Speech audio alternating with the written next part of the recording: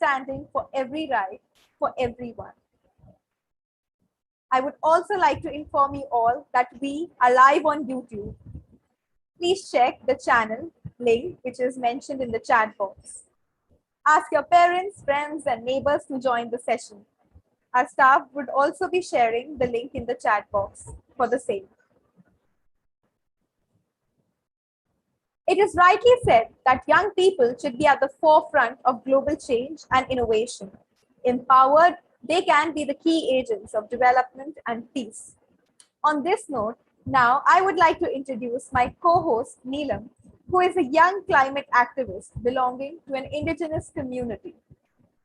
She has been a part of Pratyek for last 5 years.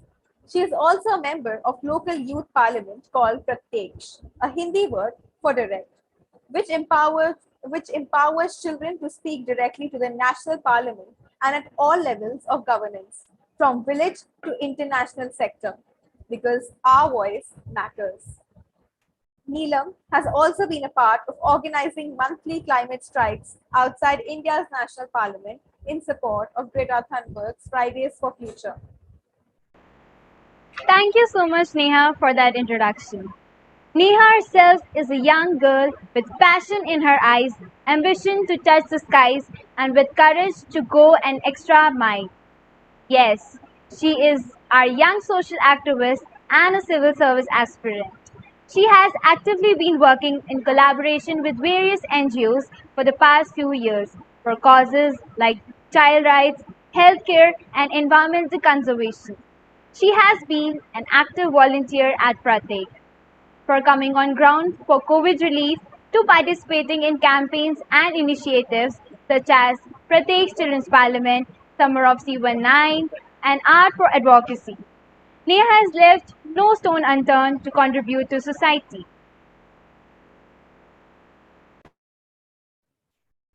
Thank you so much for that, Neelam. And do you know what strikes me most about Pratyek? It's the Nine is Mine campaign. It is a national advocacy campaign of, for, and led by children. The purpose of the campaign is to put children from across the country, both general and vulnerable children in particular, at the center of advocacy efforts. Speaking in one voice to enable every child to enjoy basic healthcare and quality education as their non-negotiable rights. Now, we also have Anisha Di with us here today, who will be helping us out with the facilitation of this session. Since Pratyek is a child rights organization, it believes in safeguarding of its network of children. And now, we would like to brief you on the child safeguarding. Pratyek, in order to maintain child safeguarding, has taken necessary precautions by appointing individual staff who will monitor participants at all times. We encourage you not to share personal contact details in the chat box or during the breakout sessions. Please do not promote your personal social media handles for safety purposes. Please follow the Zoom ethics. We request all of you be respectful of every individual at the forum. Please do not send random or disrespectful messages in the chat box, in plenary and the breakout sessions. We thank all of you who have submitted your parental consent, as we believe it's important for us to have a permission of parents before publishing your photos and videos. The other are requested to do so as soon as possible. We have encouraged all of you to put on your videos, but as a child, you have a right to stay silent and protect your privacy. All in all, please keep yourself safe by all means. In case of any safeguarding incident or potential concern, please report to school@pratyek.org.in, or you can contact on +91 9911 436 or your mentors. We share this information in the chat box. And I would also remind you to keep yourself on mute throughout the session. Only mute yourself when asked. Thank you, Neelam. We will be sure to follow the rules on maintaining the decorum of the summit. Also, we are live on YouTube. Ask your parents, friends, and neighbors to join the session. Our staff will share the link to our Niners Mind YouTube channel and in the chat box. The climate is changing with irreversible repercussions. At this crucial time of saving our Mother Earth, Pratik, in collaboration with Edmund Rice International, brings you to the Earth Summit 2021. Edmund Rice International is a non-governmental organization based in Geneva and works in 30 countries for children and young people who are marginalized because of poverty, lack of access to education, legal status, and environmental degradation. We heartily welcome all our participants and partners to the summit.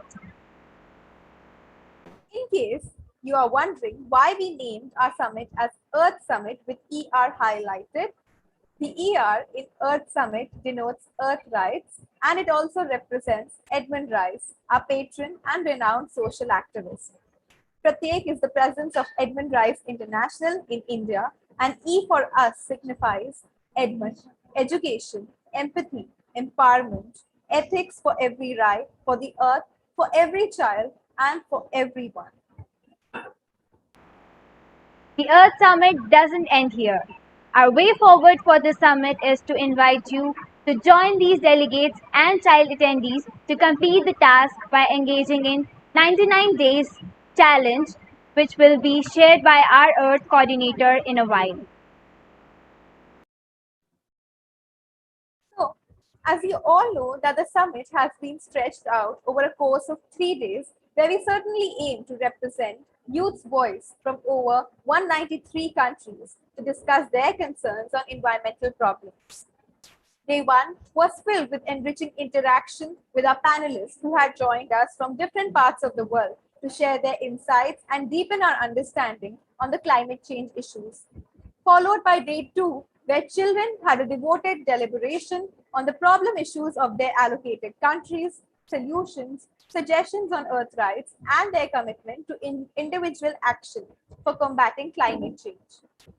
I also feel extremely exhilarated to share that we saw over 500 delegates and attendees joining us in morning and evening time slots from more than 500 nations from across the world.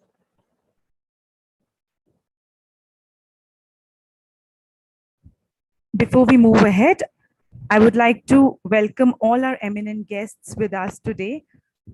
We have the second secretary of the Irish Commission. Pedro sir, we welcome you amongst us today. We have the Director of Child Rights in Action, Jonathan. I welcome you today. We have representatives from Edmund Rice International. I welcome, brothers, I welcome you, all of you today amongst us. Thank you for your presence.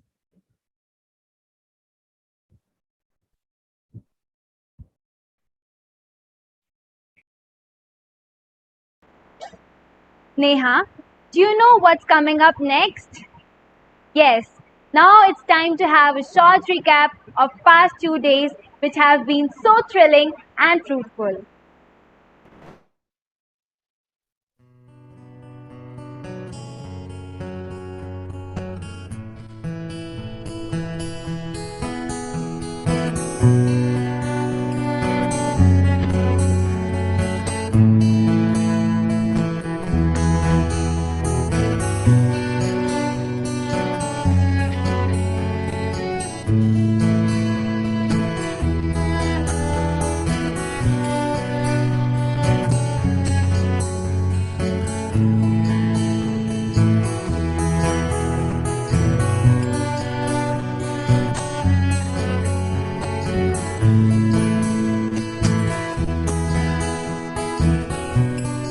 Streets are cold, autumn brings much pain. Sickness and darkness, they fill our everyday. We sip, we hope, we wait for change. Fulfill your promise or else these streets remain the same.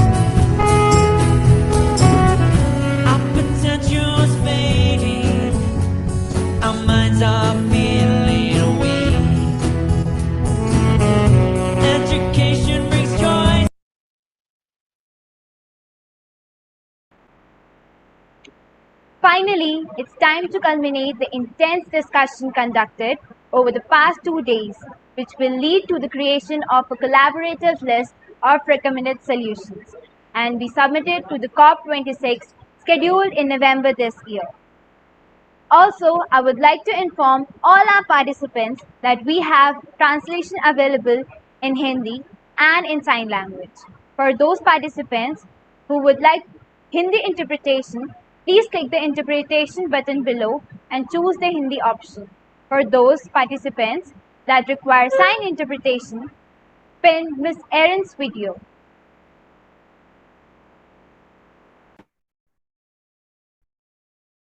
Today we have Miss Ellerina for the sign interpretation. Please refer to her and pin the video. Being a leader does not mean a position or a great title, but one needs to understand the responsibilities that come with leadership. Leaders are made with people's trust and one's commitment and passion, says our young advocate Manisha. She is so right, isn't she? And now I would like to invite young delegates and activists like her, who even through their struggles are standing with their heads high.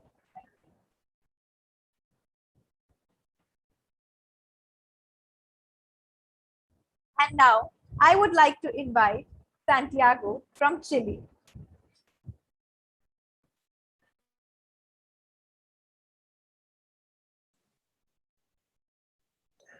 Hello, everyone. Santiago.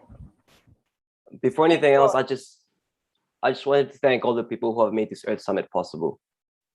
The opportunity to discuss the climate change dilemma with people from all over the world has been both informative and empowering, and it's evidence of our generation's commitment to the environment. During our discussions, we talked about the tangible and crude impacts of climate change, such as floods and rising sea levels, and what we as individuals can do about it. The urgency of these issues can't be overstated. We are talking about floods displacing hundreds of thousands of families, entire cities being flooded. In the face of natural disasters and the scale of climate change, we can sometimes feel a bit powerless, but we can't just wait for systematic change to solve everything. We need to start changing our lifestyle and educating ourselves. This is something we're all capable of doing right now. Some of the changes to our habits we discussed were the reduction of meat intake and opting for cleaner methods of energy and transportation. Cattle industry is one of the greatest contributors to both carbon emission and deforestation, and limiting our consumption is key. Yet we highlighted the importance of not seeing the solution as just black or white, either you eat meat or you don't. Simply reducing the amount of times you do so in the week, as well as being mindful of the products you buy, is already helping the cause. After going over our allocated countries and some of our ideas as to what we can do, we had an open discussion. So we asked each other questions. We wonder why the government show themselves so reluctant in the face of change. We concluded that governments have a short-sighted view on the issue and a misconception on sustainable methods, seeing them as non-profitable and a danger to the economy. The well-being of the people and the environment are not being prioritized, and the GDP of the country is placed over everything else. We also talked about the struggles of children as activists. We commented on how different generations seem to have noticeably different mindsets. There seems to be a disconnect between the two generations, making dialogue more valuable than ever. If I could summarize my takeaway of this event in one idea, it would be not to underestimate the influence and capabilities of young people in the climate change debate. We bring a valuable perspective to the discussion, and we need to make ourselves be heard. Change starts in action, and the time to act is now. Thank you.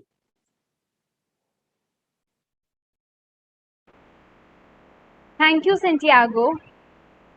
Just a reminder, we are also live on YouTube, and you can ask your parents, friends, and neighbors to join the session. Our staff will share the link in the chat box.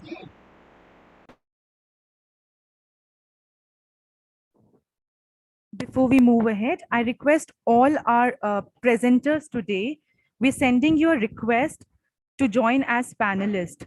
So you need to click and accept the request. Only then can you join as panelist. So I request all our presenters today to join as panelists. Thank you. Thank you, Anisha, for making this important announcement. Did you know this year 9 is Mine will be launching a shadow report on the Convention of the Rights of the Child and Universal Periodic Review with the children of India. Children across India will be engaging with multiple stakeholders from local to national levels for the same, including the local administration bodies, members of legislative assemblies, members of parliament, bureaucrats, and other stakeholders. If you know any organization who is willing and interested in collaborating with us, please connect with us on the given email ID and phone number on our website. Along with this report, 9 is Mine will also be creating the COP26 report where all your recommendations will be incorporated. You are kindly requested to fill our consultation form and to be a part of this report creation initiative. Please click on the link mentioned in the chat box. Also follow us on the Facebook, Instagram, and YouTube channel. As you may see them right here in our backdrop, our IDs are 9SM9 and ePratyek on all these social media platforms. We regularly post our upcoming events, and you can be a part of all of them by being a global ambassador of Pratyek.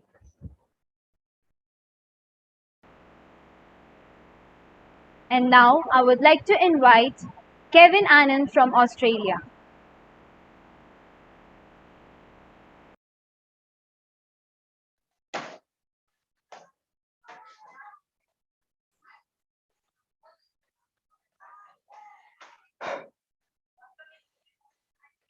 Good evening or morning to my fellow delegates, observers, and organization hosts. Climate change and the discussions on this topic is not a new thing to us. We've heard governments, stakeholders, and even individuals promising to reduce their carbon footprint, but really little is being done about it. It looks simple: just buy an eco-friendly car, plant more trees, and eat less meat. But climate change is more of a complicated issue. Climate change is the product of things that we make our lives easier. But many say, we will find a solution soon. But when is soon? Due to rising sea levels, it is predicted that the Pacific Islands will be underwater by 2100. In Africa, due to increasing temperatures of the Earth, it reduces the amount of major crop yields, lowering food security, which will mean in further malnutrition and death of children.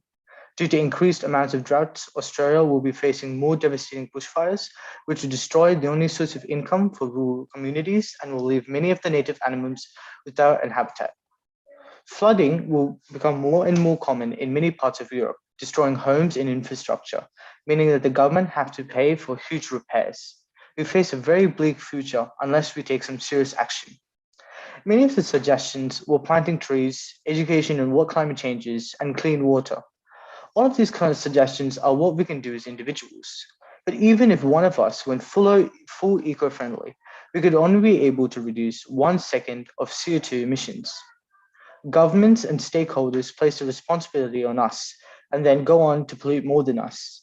Climate change is not only about our individuals' effort, but a collective effort from governments, stakeholders, and individuals. We need governments to invest in promising new green energies to reduce green premium. We need companies to better their standards. Industries need to collaborate with schools to brainstorm new ideas for fighting climate change and improving sustainability. I've learned that in these past 3 days that we, pro-activists, have the power to change how companies, governments, and individuals think. We need innovation, collaboration, and research to reduce the effects of climate change. There is only one Earth. It is our responsibility as Earth activists to help preserve its beauty for the future generations. Thank you. Thank you, Kevin, for sharing your insights on climate change. Now, I would like to invite our child delegate, Tong Yuchen, a representative from China, who actively shared his view during the past 2 days.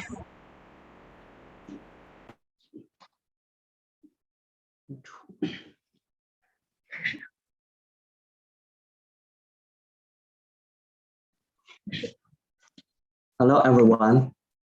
Good evening. I'm Tong Yuchen from China. It is a great opportunity for me to join this conference. Thank Pratyek very much for organizing this Earth Summit by participating in this conference.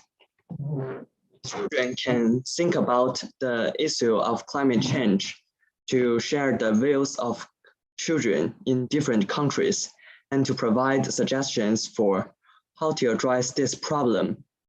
According to views shared by my fellow delegates from various countries, I would like to give 3 suggestions. Firstly, climate change is to bring the urgent, significant consequence. Climate change leads to the frequent extreme weather. Climate change affects agricultural production and the lives of disadvantaged people. Climate change causes sea levels to rise and affects the survival of some coastal cities and some island countries. Through this meeting, we realized the problem more deeply. Secondly, here I want to say to the leaders of the world and everyone, in the face of such a major issue as climate change, any debate is meaningless. All parents love your children. As parents, you should build a much cleaner and healthier world for your children. You should take concrete actions to resolve this problem. Thirdly, children's voice shouldn't be ignored by leaders of the world. Children is the victims of climate change. The next generation will suffer even more. We children are not bystanders. We are participants. We want to participate in the movement to solve this problem. This conference is a great move. It's inspiring me to care about this problem continually. I believe the world will be more beautiful in the future. Thank you. Thank you, Tom, for voicing your views so strongly in a lucid and concise manner. Thank you for also making this summit so much more representative and fruitful by your opinions and views. So now it's time to hear Akshata from India. Akshata, please. Good evening, everyone. I'm Akshata Anes from India. I'm 15 years old and I study in the Jain International School, Mulbagal. I'm having an immense pleasure to speak with you all in this culmination ceremony. In the past 2 days, I have learned a lot about the changing climate, not just facts and figures, but also stories of the people all over the world and their experience. I would like to share some of my learnings with you. To be real, I knew that climate change is inevitable and is devastating to Earth, but I didn't know till what extent. On the first day, the panelists from USA, Kiribati, France, and India each gave us very important piece of information on environment and child rights, the stand which is taken for it, and the events going on in the respective countries.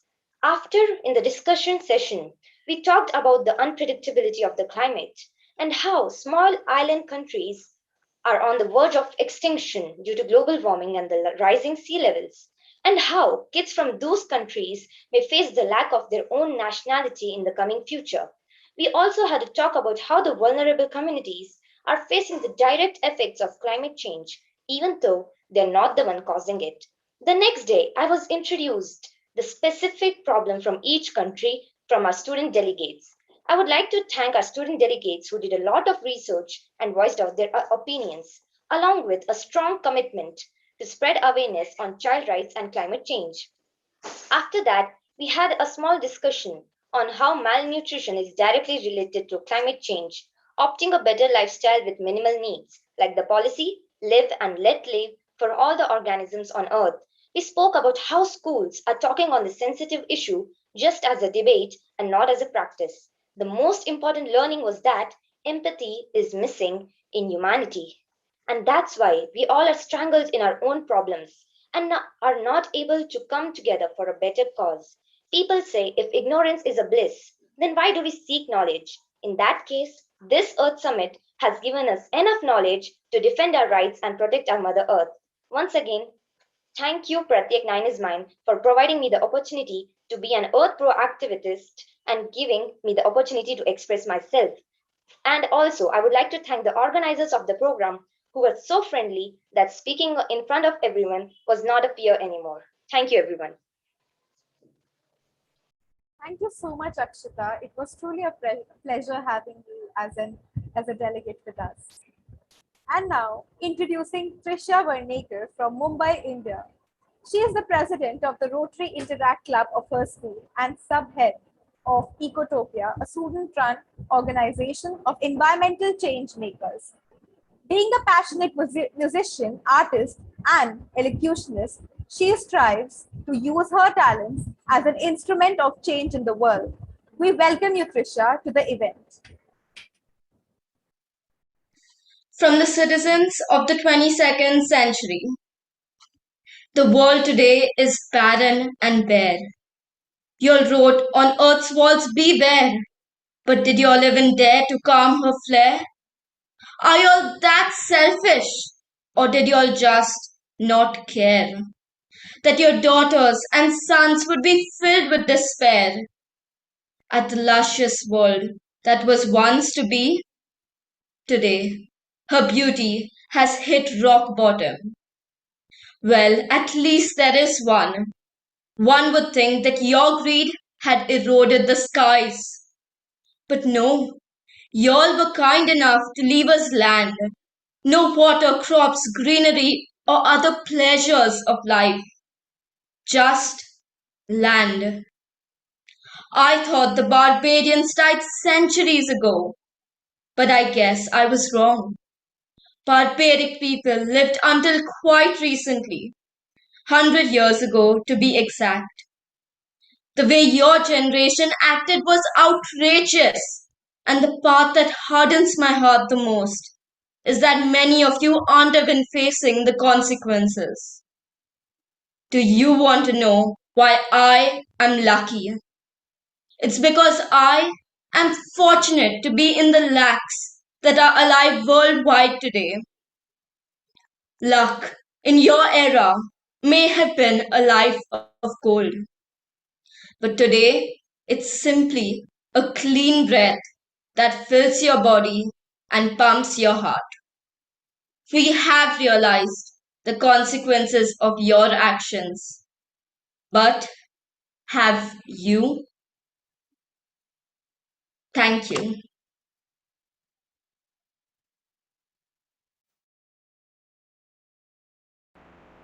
Thank you, Trisha, for helping us understand the situation we are in today.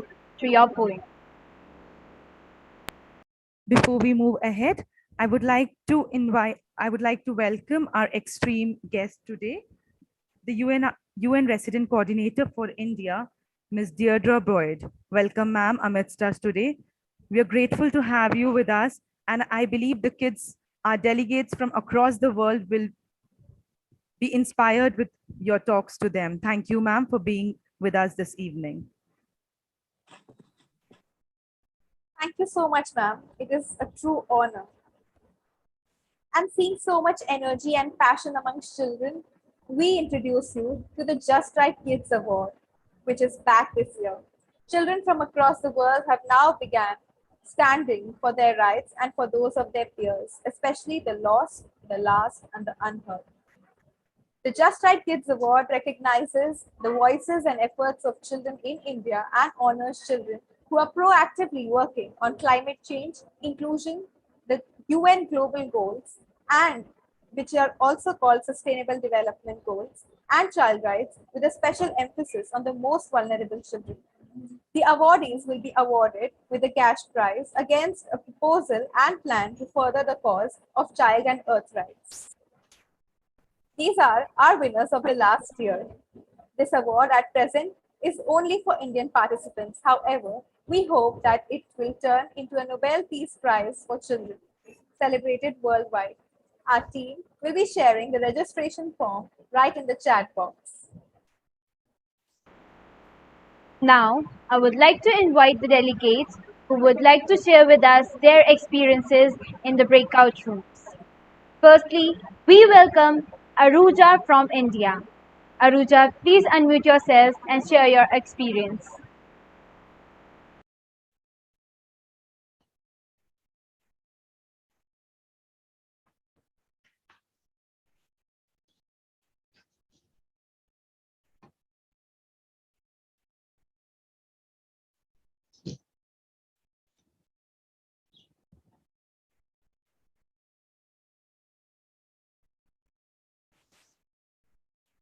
Aruja, please unmute yourself and share your insights. Aruja, you're not audible. We cannot hear you. Can you please check your earphones?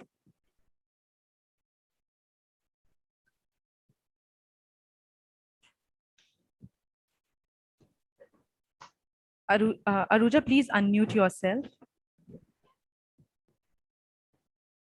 Your mic is on mute.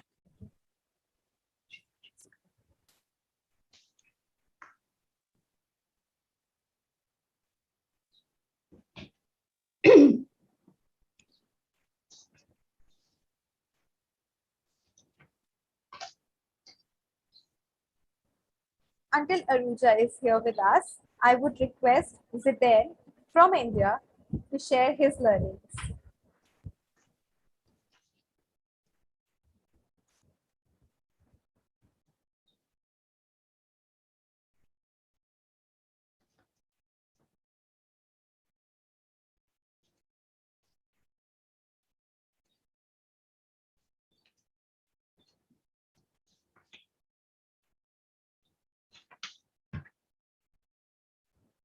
I'm afraid he has dropped off due to some technical glitch. However, now I invite you to take some time and ask yourself if your heart seeks to be the next Ridhima Pandey, the next Greta Thunberg, or the next Tim. If you are inspired to act, we invite you to download our Asserting Rights app now and earn a certificate as an Earth Pro activist issued by 9is Mind. Download the Asserting Rights app from Play Store today. Besides, one of the most important steps you can take is to talk about it. Have conversations around climate emergencies and train yourself in the science of climate change and earth spirituality. I will be adding the link in the chat box. And now I would like to invite Anirudh from India to come and unmute yourself and speak about their experience.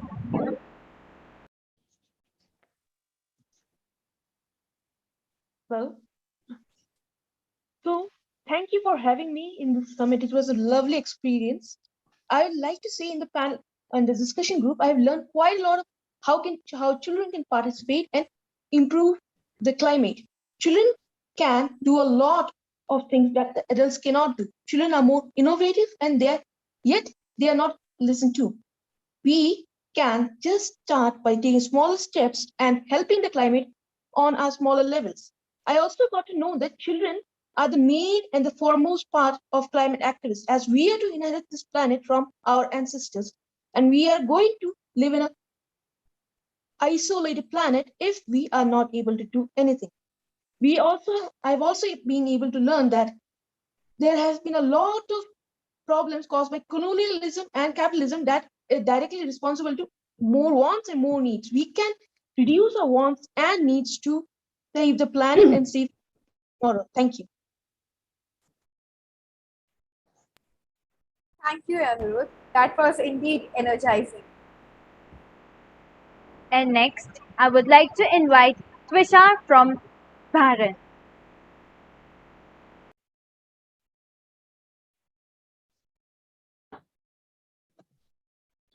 Hello, everybody. My name is Trisha, and today I have been chosen to represent the group Participation in Dialogues and Movements Demanding Change. The 4 topics that I will be covering today are child activism, environment's importance in society, small step in the right direction, and action is needed. Child activism. Child activism has become increasingly important, and youth involvement in climate change could determine our chance of having a bright, successful, and safe tomorrow. Few of us are living in the moment and passing our time on Earth blissfully, but are ignoring the repercussions of our misuse on future generations. We are not taking into account how this imminent climate change crisis would affect them. Our environment's importance in society. A clean environment is essential for our existence and well-being, the existence of every life form on Earth. Unfortunately, governments and higher societies pay more relevance to the gross domestic product rather than environmental protection. This is why most of the tax money we pay that is meant to go to the wholesome development of a country ends up going mainly to the physical, social, and economic development of a country. Sadly, a very tiny part of it goes to the environmental preservation of a country. A great role model of a country that I think is well developed is Bhutan. Bhutan does not measure its development in GDP. Rather, it measures its development in GNH, which is gross national happiness. There are 4 pillars of gross national happiness: good governance, sustainable development, cultural preservation, and environmental conservation. Bhutan is a carbon negative country, which means that it absorbs more carbon dioxide than it produces any day. There are extremely strict laws implemented in Bhutan for environmental preservation. There's one law that says at all times, at least 60% of Bhutan should always be covered in forests. I think all countries should learn to implement such strong laws against environmental preservation. And a higher amount of the tax money given to the government should be implemented in environmental development and environmental conservation. A small step in the right direction. I believe one step in the right direction means you're one step closer to your destination. So if everybody takes one personal and one individual step, imagine how many steps we all would have taken as a civilization. The government and us, we can all do our job. We can use water bottles instead of plastic bottles. We can reduce our meat intake. We can recycle and take cloth bags to supermarkets. We can educate ourselves further on this topic. We can use the 3 R's: reduce, reuse, and recycle. We can use a website called Ecosia, where with every search you make, a tree is planted. All of these will help our environment immensely. In India, at some point, plastic bags were banned completely, which means we had no choice than to resort to using cloth bags and going to supermarkets. I think more governments should take actions like these consistently so that the world can actually reach their destination. Action is needed. All of my fellow pro-activists and me have talked about the climate struggles in each of our countries. And I myself was a little flabbergasted and perplexed to hear about how global warming and climate change is going unnoticed, not only in one portion of the country, but everywhere in the world. Although there are several voluntary groups and various initiatives, together as a whole community and civilization, we can do more. Let's take a step towards the right direction by being more climate wise. Lastly, thank you for letting me be a part of this. It was very thought-provoking, informative, and I'm very grateful to be here. Thank you so much for representing your country portfolio and sharing your demands and solutions. And more importantly, I'd like to quote you: action is needed. Yes, we need to begin taking actions. And on this, I would also like to quote one of the other delegates from our discussions who said, "We are the first generation to face the disastrous consequences of climate change and the last to do something about it. So let's do it together." The Earth temperature is rising. Glaciers are shrinking. Sea level is rising. Weather has become more extreme, both hot and cold, and has rainfall and drought in different parts of the world. Scientists are clear that we are responsible for this change. The rise in greenhouse gases, mostly from our use of fossil fuels and from deforestation, has led to changes we are seeing. This isn't natural. We did this, and it affects our children.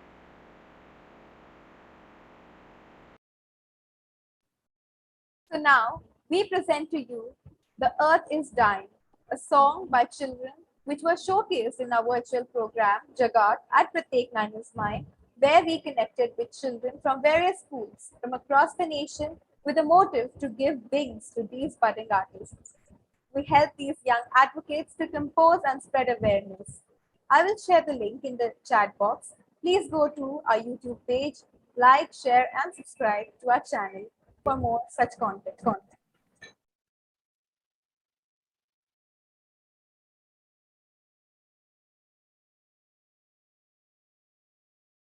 Earth is dying. She's just trying to survive. Stopped in the air. Why's our love drive from her life? Yeah. Wanna be a sinner for a mother's death. Make her break down with her every breath. What's the point in crying after she gonna be dead? Don't you realize? Don't you realize? Do you just wanna be a burden on the head? Do you think you're too cool cause you just don't care? Do you think our existence is even fair? Want the future to be our grave? She's not our slave. It's more sadder than having more plastic than efficiency. Lessons cruelly dark, the sins of you and me. It's more sadder, we're stuck in our lives, our cries are bleeding through our knives. Made thousands go extinct, and we criminal of all times. Criminal of all crimes, yeah.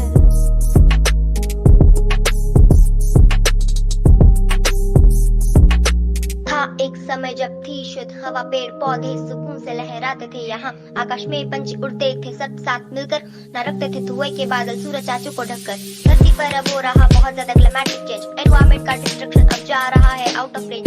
ये गाड़ियों से निकला धुआं कर रहा है दूषित हवा, इसके धुएं के कारण पेड़ पौधे मरते यहाँ। जो देते हैं ऑक्सीजन वही हो रहे हैं कम, इसकी ऑक्सीजन की कमी से लोग तोड़ रहे हैं दम। इसकी हानि के जिम्मेदार है सिर्फ और सिर्फ हम, यही तो रीजन है कि हर जगह है गम।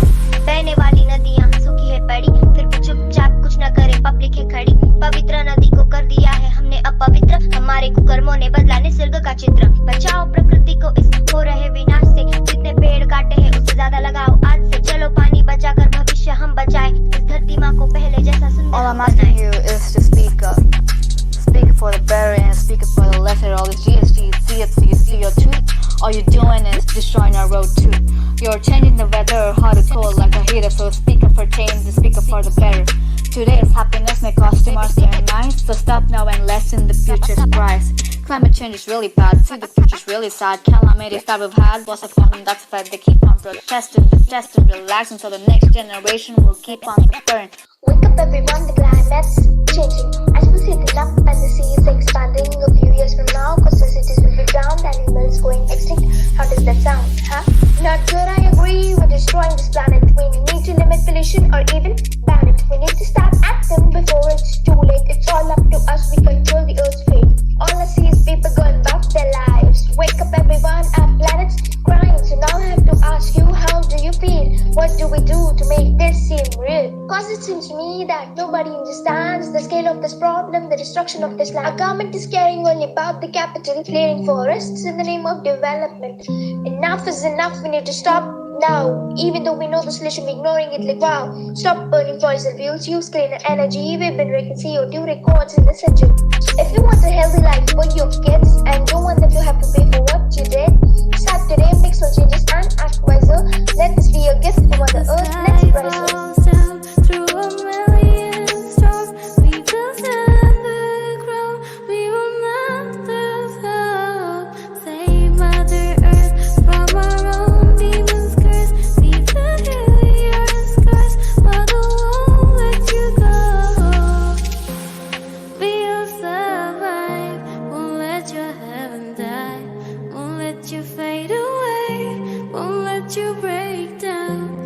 We will wipe the darkness in your eyes, won't let you demonstrate the light from your life. You're our life. Our earth is done. Jesus' strength is alive, stopped in the why is our love drenched from her life? Yeah.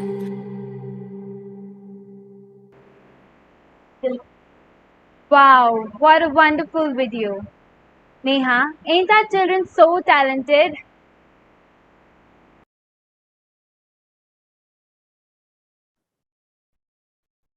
Of course they are. And now we have an important announcement.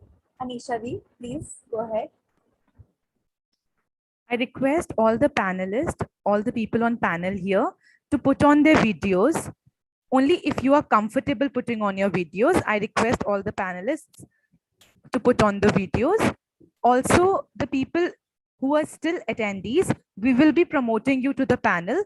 So please do not worry about it. You will all, if at all we have time, all of you will be given an access to speak. So we will give you an access to speak in our open session. Thank you. And now, let us hear some of their recommendations as well. I would now like to call upon our documenters, Dr. Gurpreet and Preeti ma'am, who have been working hard for collating and forming a report based on your recommendations for the past few days. May I now request Manisha to present the report on behalf of Dr. Gurpreet. Please unmute herself and present a summary of the report to the audience.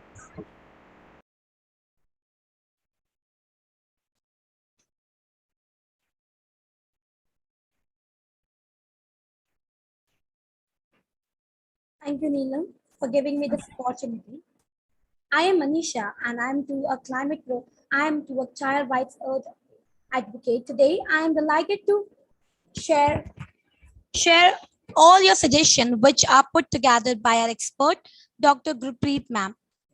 So now is the time for all the adults to hear and consider our recommendations because we want to be taken seriously.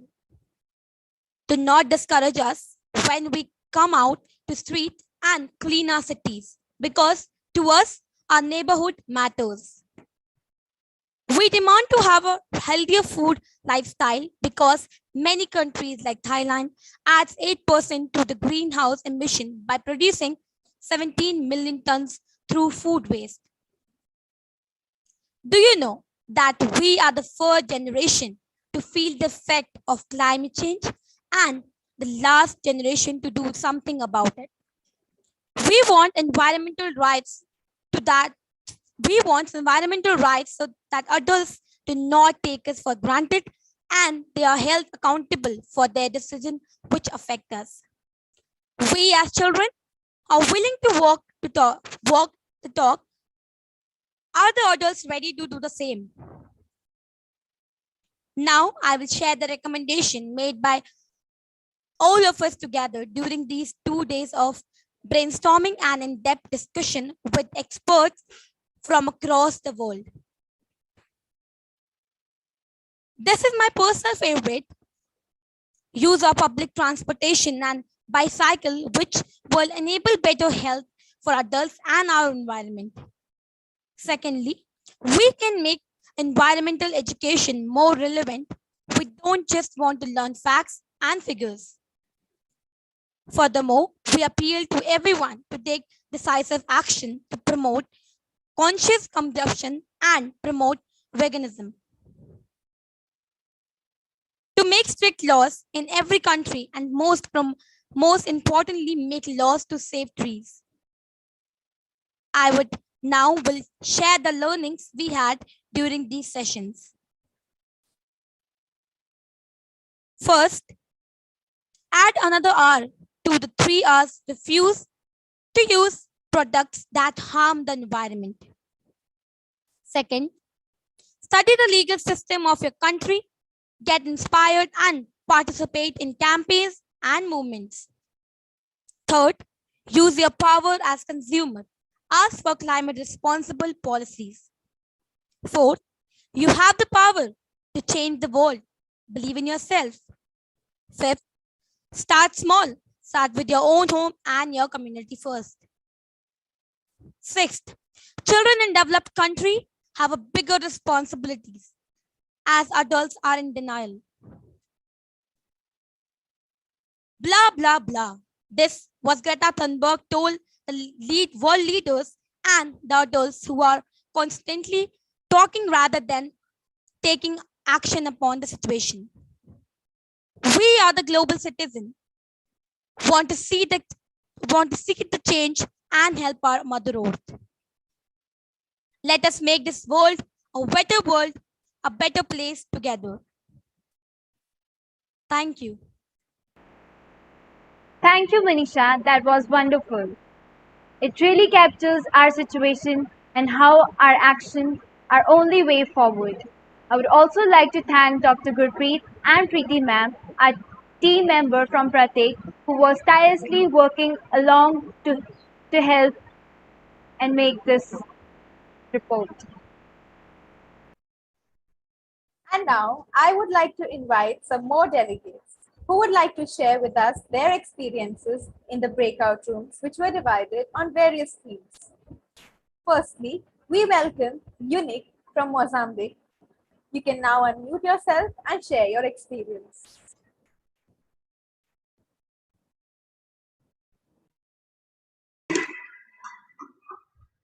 Um, Good evening, ladies and gentlemen. My name is Vernaker from Young Germans International School from Mozambique. Whilst we were gathered here, we spoke about certain activities that were destroying our planet. One of the biggest problems that we talked about in this event was greenhouse gas emissions. These gases are emitted from fossil fuel usage in electricity, in heat, and in transportation, as well as being emitted as a byproduct of manufacturing. The most common GHGs are carbon dioxide, methane, nitrous oxide, and many fluorinated gases. These increase the Earth's temperature. The major effects of these properties mainly consist of climate changes such as extreme precipitation and acidification and warming of the oceans. Another issue that we discussed about was deforestation or forest clearance, being the removal of a forest or stand of trees from land that is then converted to non-forest use. Deforestation can involve the conversion of land to farms, ranches, or urban use. The most concentrated deforestation occurs in tropical rainforests. Between 15 million to 18 million hectares of forests, an area the size of Belgium, are destroyed every year. On average, 2,400 trees are cut down each minute. The removal of trees without sufficient reforestation has resulted in habitat damage, biodiversity loss, and aridity. Deforestation causes extinction, changes in climatic conditions, desertification, and displacement of populations. In this event, we don't just give problems without solutions. Our delegates came up with innovative and creative ways to solve these problems. Some suggested that greenhouse gas emissions can be reduced by making power on site with renewable and other climate-friendly energy resources. Examples may include rooftop solar panels, solar water heating, and small-scale wind generations. Some also suggested that for the reduction of deforestation, firstly, the government should apply certain rules and regulations on tree cutting to reduce the amount of trees being cut down.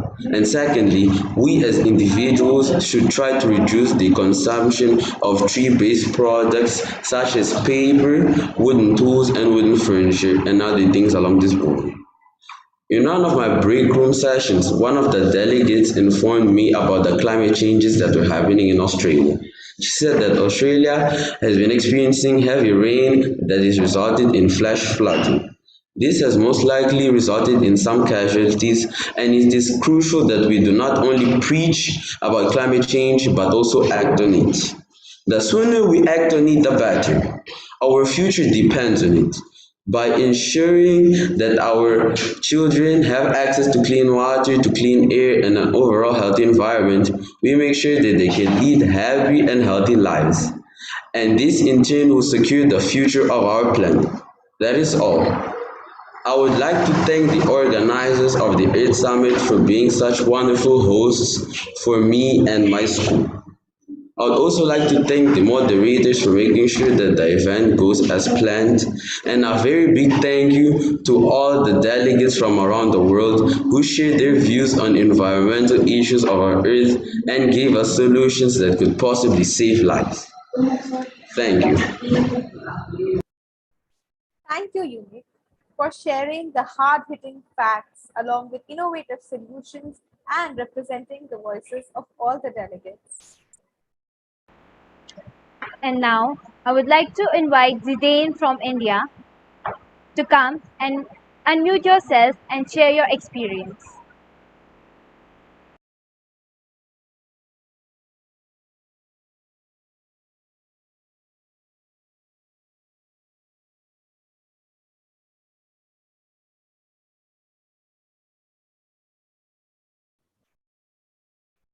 Zidane, please unmute yourself.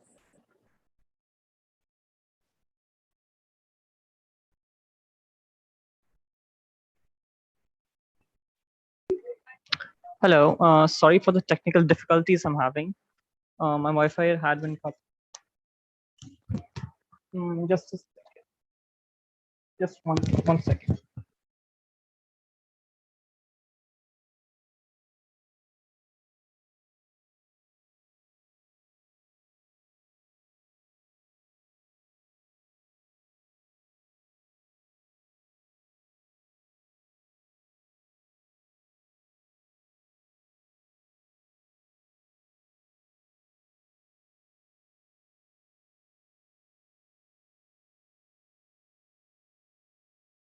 Yeah, sorry about that. I'm back.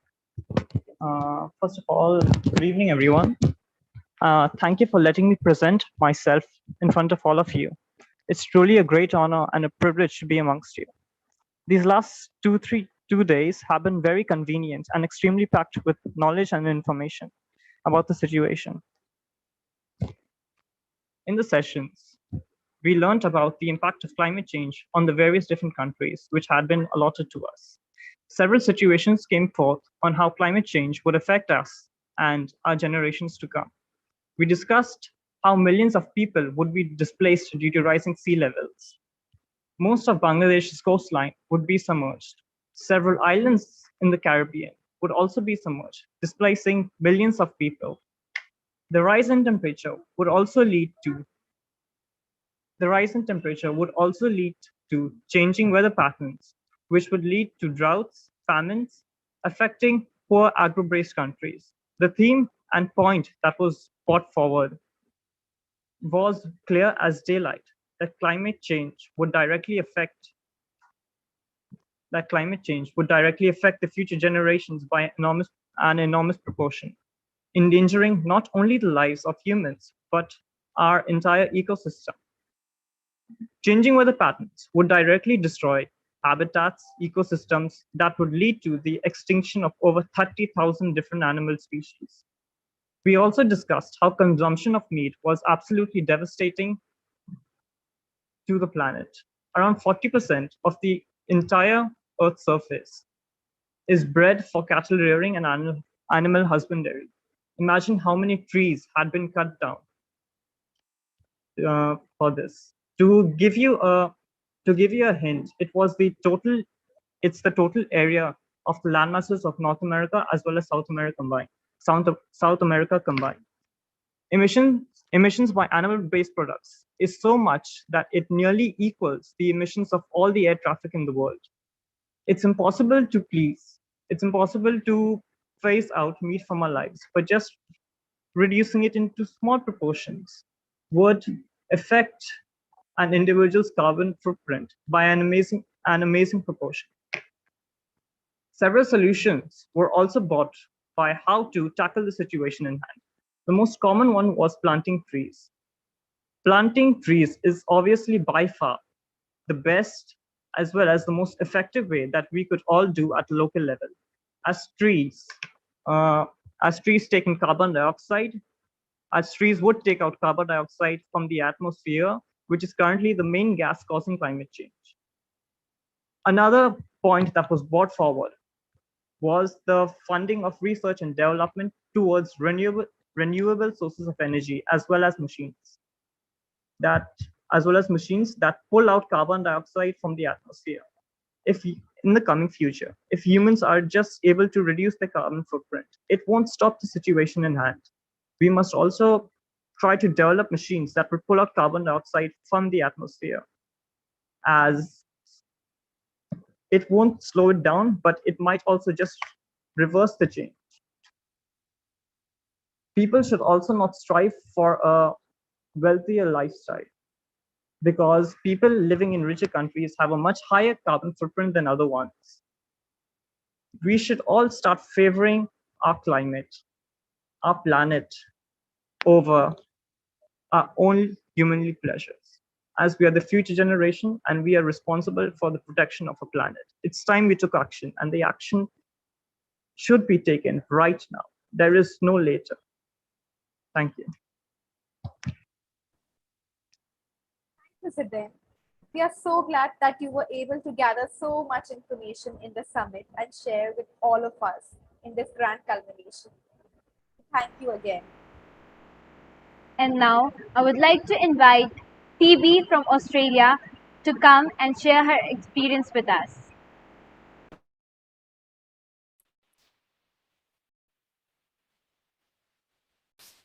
Thank you. Obviously, you just said I'm Phoebe from Australia. Yeah. So, the fierce fires fought their way through my country, then the floods, now the unpredictable weather forecasts. Kiribati will be uninhabitable well before it's underwater. Samoa's prime agriculture is already vulnerable to rising sea levels, and tropical cyclones and violence over access to arable land and clean water is increasing in a surplus of nations. Climate change is rising like the tide, and we as young people are prepared to educate, advocate, and innovate our world. As our first panelist, Anita, reiterated, it is our responsibility as young people to make a difference so that the following generation does not carry the burden we do, as a result of the generation before us who prioritised profits over the environment. This is particularly relevant to Australia, where we still rely heavily on fossil fuels and were named 193rd out of 193 countries in climate action. However, with the solutions that we brainstormed in our breakout rooms yesterday, we highlighted the power and innovation of young people, and I have hope for the future. I had never considered artificial sanctuaries for native and migrating species, nor heard of the fourth R as refuse, reduce, reuse, recycle. Renewable energy, including a mandate on solar panels for all buildings and more support towards the electric car industry, was another suggestion. Water and air purifiers were mentioned alongside tree planting programs as a way to release more oxygen to help quality of air for both Homo sapiens and animals. Soft plastic recycling, ethical clothing brands eliminating plastic bags and straws are further methods to reduce landfill. A combination of support and subsidizations from governments in conjunction with participation from citizens in aforementioned solutions will result in instrumental change. We have made a commitment to walk the talk and to implement these suggestions into our own daily lives. But what will you, the authority figures, do? You need to listen to the voices of young people. We need to be included in your discussions and policy making. The barriers and laws nationwide restricting young people were discussed by our third panelist, Kevin, and need to be revoked. I only have time to emphasize a short proportion of the highly innovative ideas expressed by the young people in our ERth Summit. But imagine how far we can go if we just work together. So I want you to reflect on yourselves in your countries, in the words of Emma Watson. If not me, who? If not now, when? Thank you all for listening, and a massive thank you to Praytech for providing us with this amazing opportunity. Thank you so much for sharing such dynamic suggestions, from renewable energy to plastic recycling, subsidization, and more importantly, walk the talk. Thanks again for representing the most vulnerable, a nation that might disappear due to climate change. I hope our audience is as intrigued as we are. Keep thinking and keep taking one step forward for climate change action. And now I would like to invite Vatsala to unmute yourself and share her experience with us. Vatsala, please unmute yourself and come forward. Speak. Good evening to all. My name is Vatsala Singh and I'm a citizen of India. Before I begin, I would like to thank Pratyak for giving the youth of the world a chance to express our views and solutions for climate change. The last 2 days, we had panelists and delegates from around the world who spoke about the difficulties and challenges that are being faced by people due to climate change. And one problem that I noticed that almost all the delegates spoke about was the increase in greenhouse emissions. We contribute to the increase of greenhouse emissions every day by burning fossil fuels like coal, oil, and wood. The vehicles that we use every day are contributing to it. The factories that are working round the clock are also contributing to it.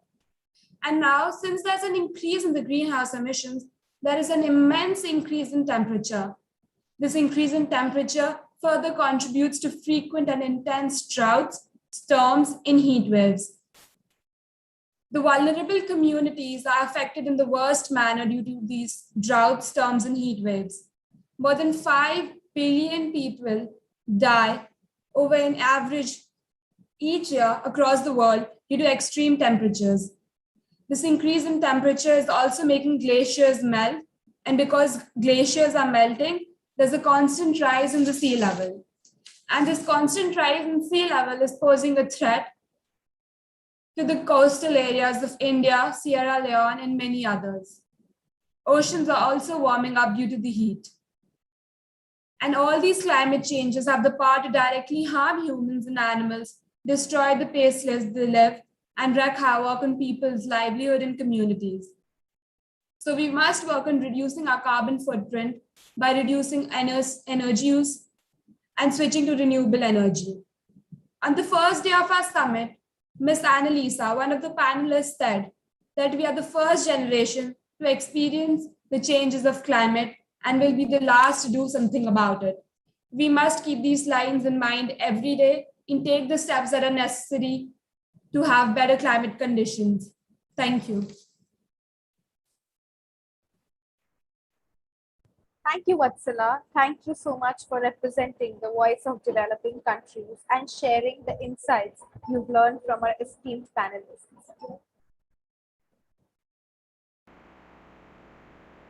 I also feel so excited to share that last year, Prateek was given a license by TEDx to conduct its countdown program in India. More than 23,000 participants were a part of this event, which has global participants including Pope Francis, Prince William, Antonio Guterres, and many more.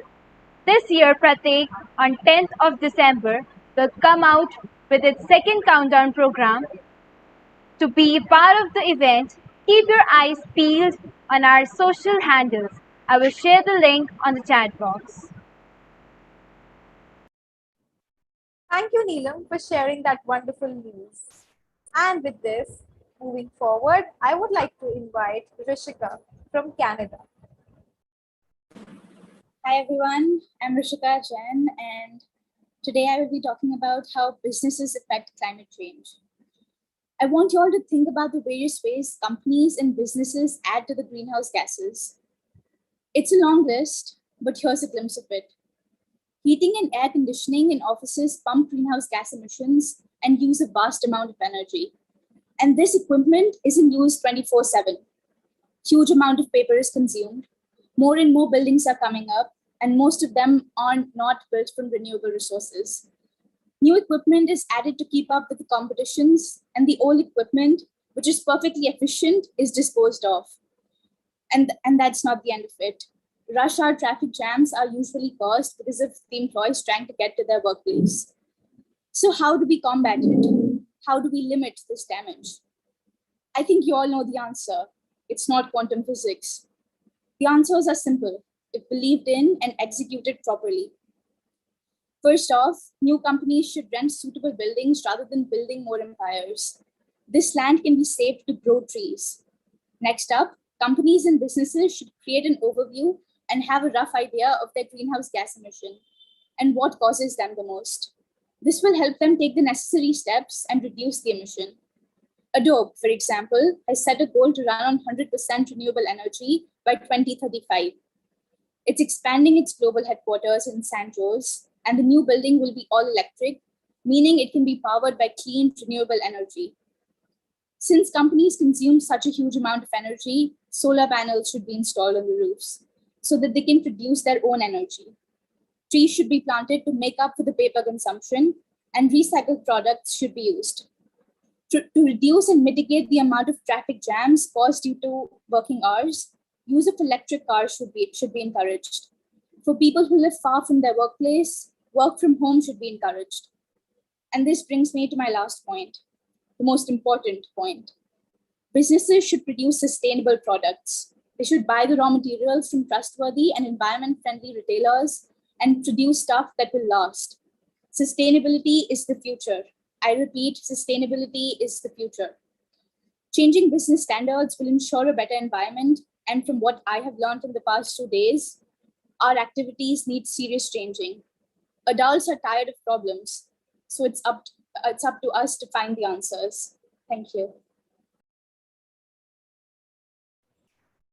Thank you so much, Rishika, for talking about business standards with respect to growing climate change and sharing successful example of big companies like Adobe and highlighting onto sustainability and environment-friendly products. And with this, now I would like to invite Shaira from Mozambique to come and unmute yourself to share her experience.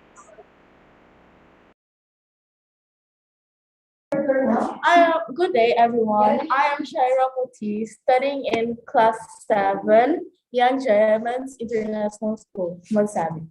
For the past 2 days, every single delegate in this conference presented their commitments and environmental concerns. On the first day, we were given chance to introduce ourselves, and Pratik India introduced 8 amazing panelists who were the source of inspiration to us. They shared their views and urged to youth come together to be the phenomenal voice of the world. On the next day was even more intensifying interactions. We were divided into separate breakout rooms, during which we were given opportunity to talk about the countries allocated to us. The delegates discussed specific problems of the countries and possible recommendations to those problems. The striking learnings I got from this is every child that is born has the right to the basic needs: food, clothing, shelter, and education. But does every child have this right?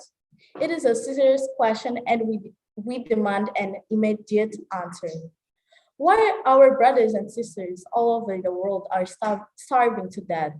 Why our leaders are closing their eyes and cannot hear the cries of these vulnerable children? Children have the right to breathe purified air and drink clean water.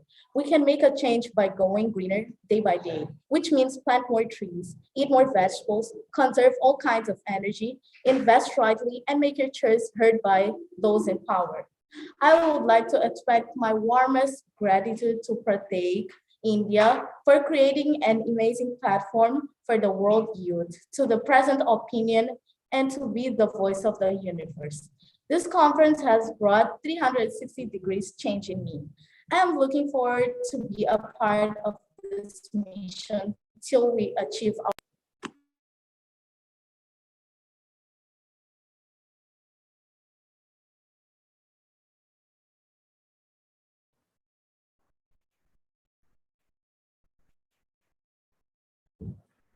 Shaira, thank you so much. And we are so glad to have such a young voice from Mozambique representing the African continent at our global platform. I'm sure your suggestions have been heard by the leaders and our guests present out here. The world is filled with young advocates who are advocating to make a change. One of them is Michelle Fernandez. She is a 14-year-old Earth Pro activist from the UK. She is particularly passionate about the topic of climate change and strongly believes that we, the children, are most affected generation. However, through our actions and by making our voices heard, we can make a change. I welcome you, Michelle. Thank you for introducing me, and I'll be just adding a few words on climate change.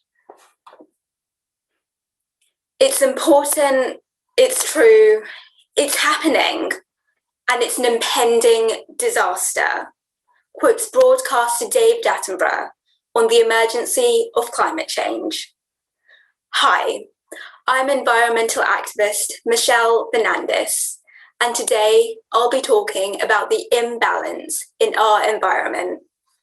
To begin, I'll go over the issue of climate change and how in our daily lives we can make small changes to combat this. By the end, hopefully, I would have inspired you to become more eco-friendly.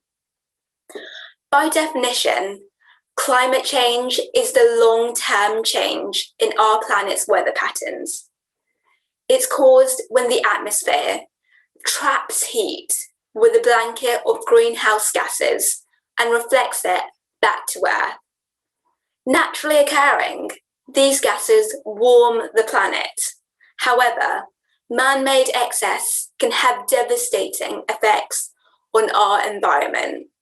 When gases like methane and carbon are emitted into the atmosphere by burning fossil fuels and breeding farm animals, we create excess greenhouse gases. As a result, we become more susceptible to droughts, insect outbreaks, wildfires, and even long-term extinction of ecosystems, leading to the decrease in biodiversity. If we don't stop now, by the year 2050, the effects of climate change will be irreversible and we will be on our way to extinction. But if we make change now, we will be able to reverse climate change and become one with nature. We can do this on an individual level as well as a state level. Small changes can include not wasting food, using public transport whenever possible, and pulling out the plug when electronics aren't in use. Longer-term changes in our families, such as investing in energy-efficient appliances, weatherizing our homes, driving electric cars, installing solar panels, or even going vegan, all will substantially help to reduce our carbon emissions. And last but not least, in our communities, offices, and schools, spread the word that every little helps to achieve a greener, cleaner, and more sustainable Earth. To conclude, now that we understand just what climate change is and how small changes can go a long way into making our resources renewable and available for future generations, I would like to sum up with the words of Christine Lagarde, ex-president of the European Central Bank. Tackling climate change is a collective endeavour. It's a collective accountability, and it's not too late. Thank you for listening.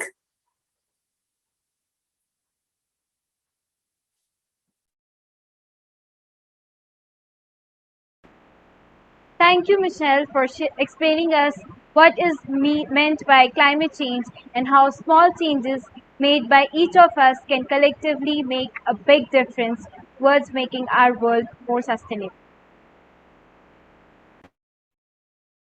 And now, to speak further on the immensity of the problem shared by various delegates in the last 2 days of the summit, we have Umang from India to take us through the various issues he learned from his peers.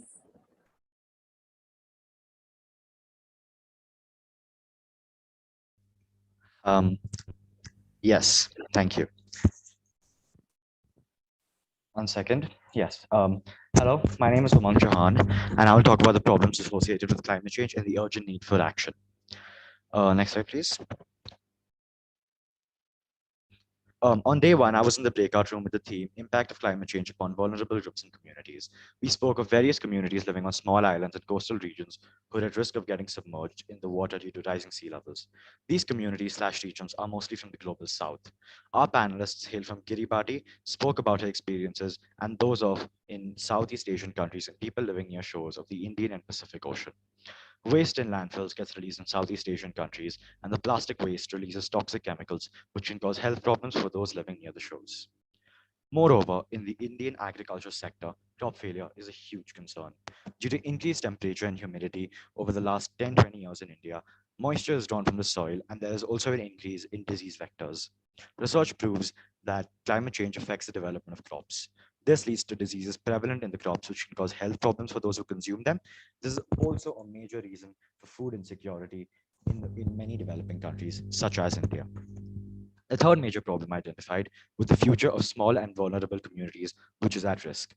Due to the exponential increase in pollution over the last 50 years, and that will occur in the next, in the near future, today's and future generations will find difficulty in finding clean water and healthy vegetative food that we have the privilege of having today. Next slide, please. Thank you. On day 2, I was in the theme Holistic Development of Children in the Context of Climate Change. Climate change has harmful effects on children's health and lifestyle.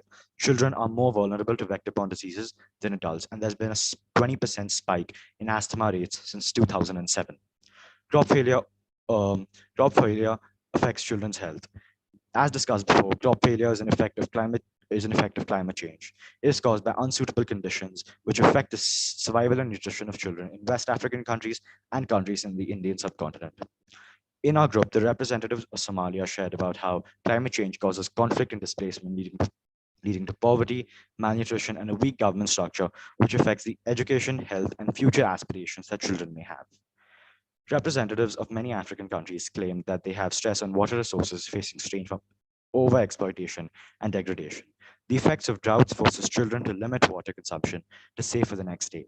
Nearly 160 million children live in areas of high or extremely high drought severity compared to less than 90 million in 2010. Next slide, please. More than 7 billion lives are at risk, according to research, and only 1% of the world's GDP is needed to combat climate change, according to Business Standard. It is high time that we take action against climate change, and adults support us to bring about change. Our government must hear us. It's now or never. Thank you. Thank you, Umang, for sharing such a beautiful presentation and your experience on all the covered themes on both the days.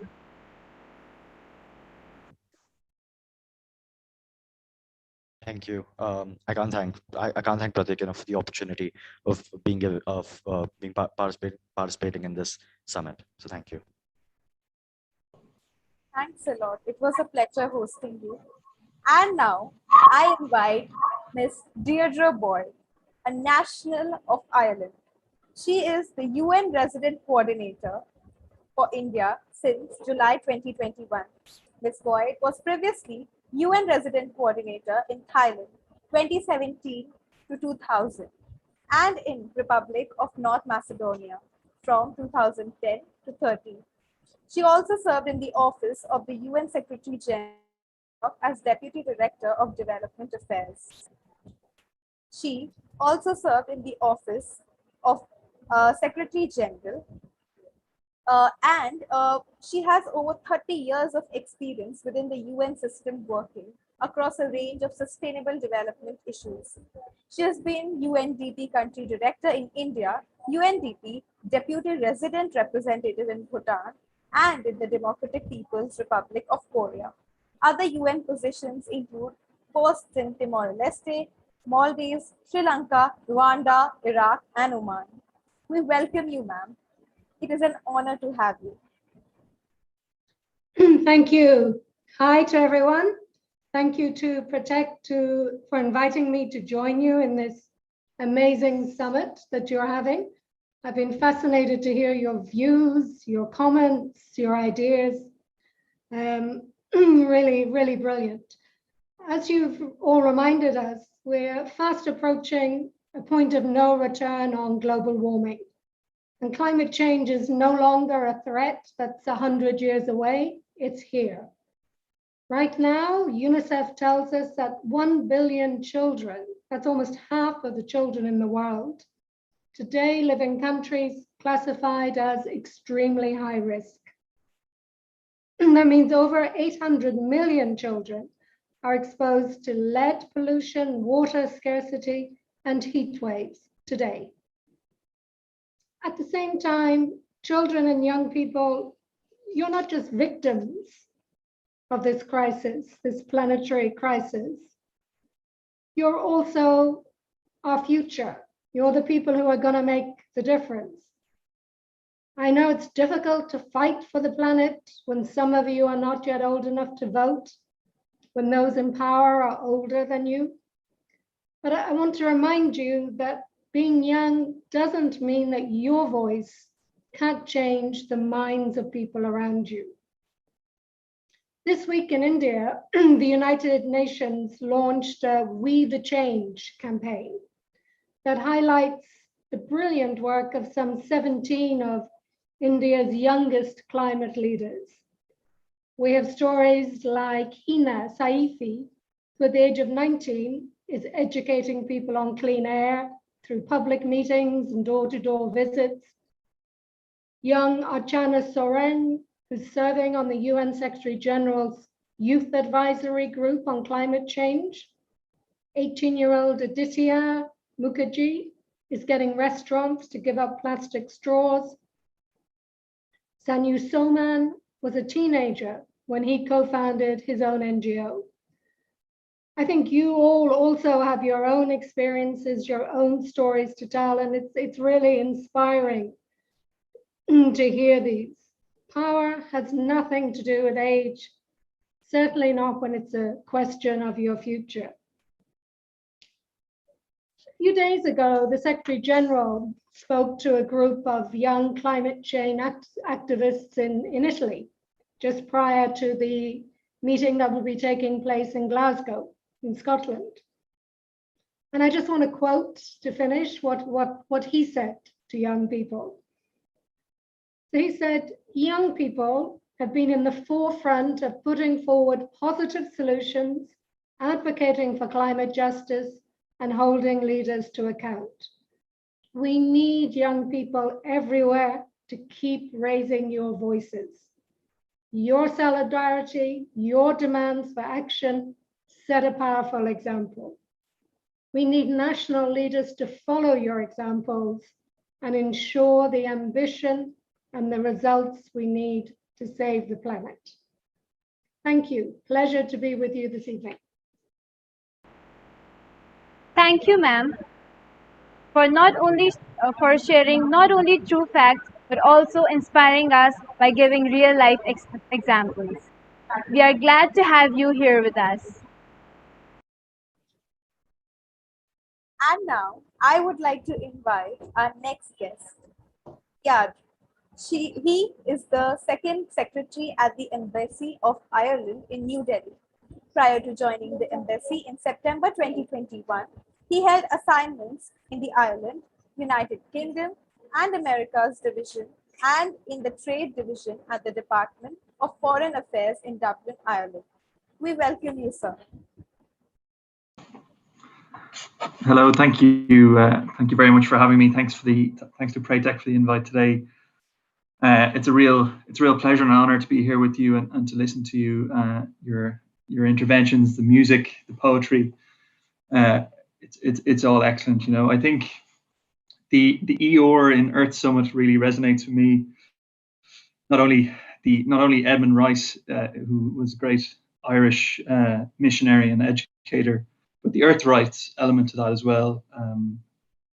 You know, climate action is a priority for Ireland. The world is really waking up to the seriousness and to the scale of the challenge facing us all. And urgent action is needed, and you're clearly attuned to that. This is obviously an extremely timely discussion ahead of the COP26 next month, and I'm really glad to hear that the outcome of this summit will be presented to the conference as well. You know, young people have proven themselves as trailblazers on climate and environment issues, and I think I can see here from this summit today, you know, this has really shone a light on a whole new group of young leaders and young activists. Ireland will continue to advocate, you know, for the effective and meaningful participation of young people on climate action and decision making. Effectively, you know, your leadership is vital. Your leadership on climate action is vital, and it's really encouraging for me to sit here this evening and to listen to all of you and to really be inspired by your knowledge, your expertise, your experience, and your dedication, and not only that, but the kind of the concrete plans ideas and solutions that you have put forward. So thank you very much for having me, and I look forward to listening to the rest of the conference. See you now.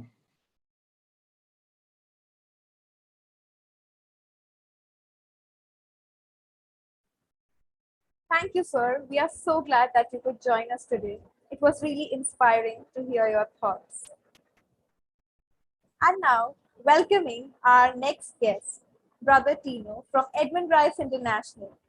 He works as the advocacy officer with ERI to work for the promotion and protection of human rights and the environment in a bid to build a better world, especially for all children. Over the last few years, Brother Tino and other brothers from Edmund Rice International helped us represent our voices at the United Nations Human Rights Council.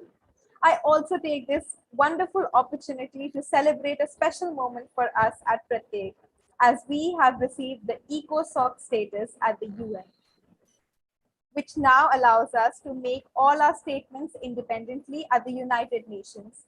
I believe I was so happy announcing our ECOSOC status that I forgot to hand it over to Brother Tino. Over to you, brother. Thank you, Neha. And I'm very happy to be part of this ERth event over the last 3 days. I would like to thank Pratyek for the opportunity to collaborate on this Edmund Rice ERth Summit.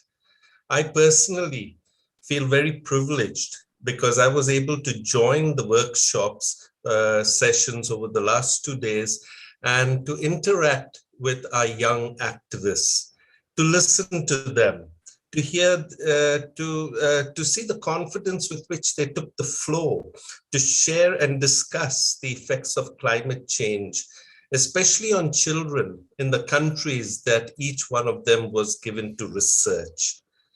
But not only that, they even came up with solutions that would be helpful to those children and to those countries. I was amazed at the awareness you exhibited. I was amazed at your sharing, and I was moved by your passion and by your commitment to be able to balance your student life with your climate activism that you're taking so seriously. And I really congratulate each one of you, our young climate activists. Your voice is being heard, and your voice will and is making a difference.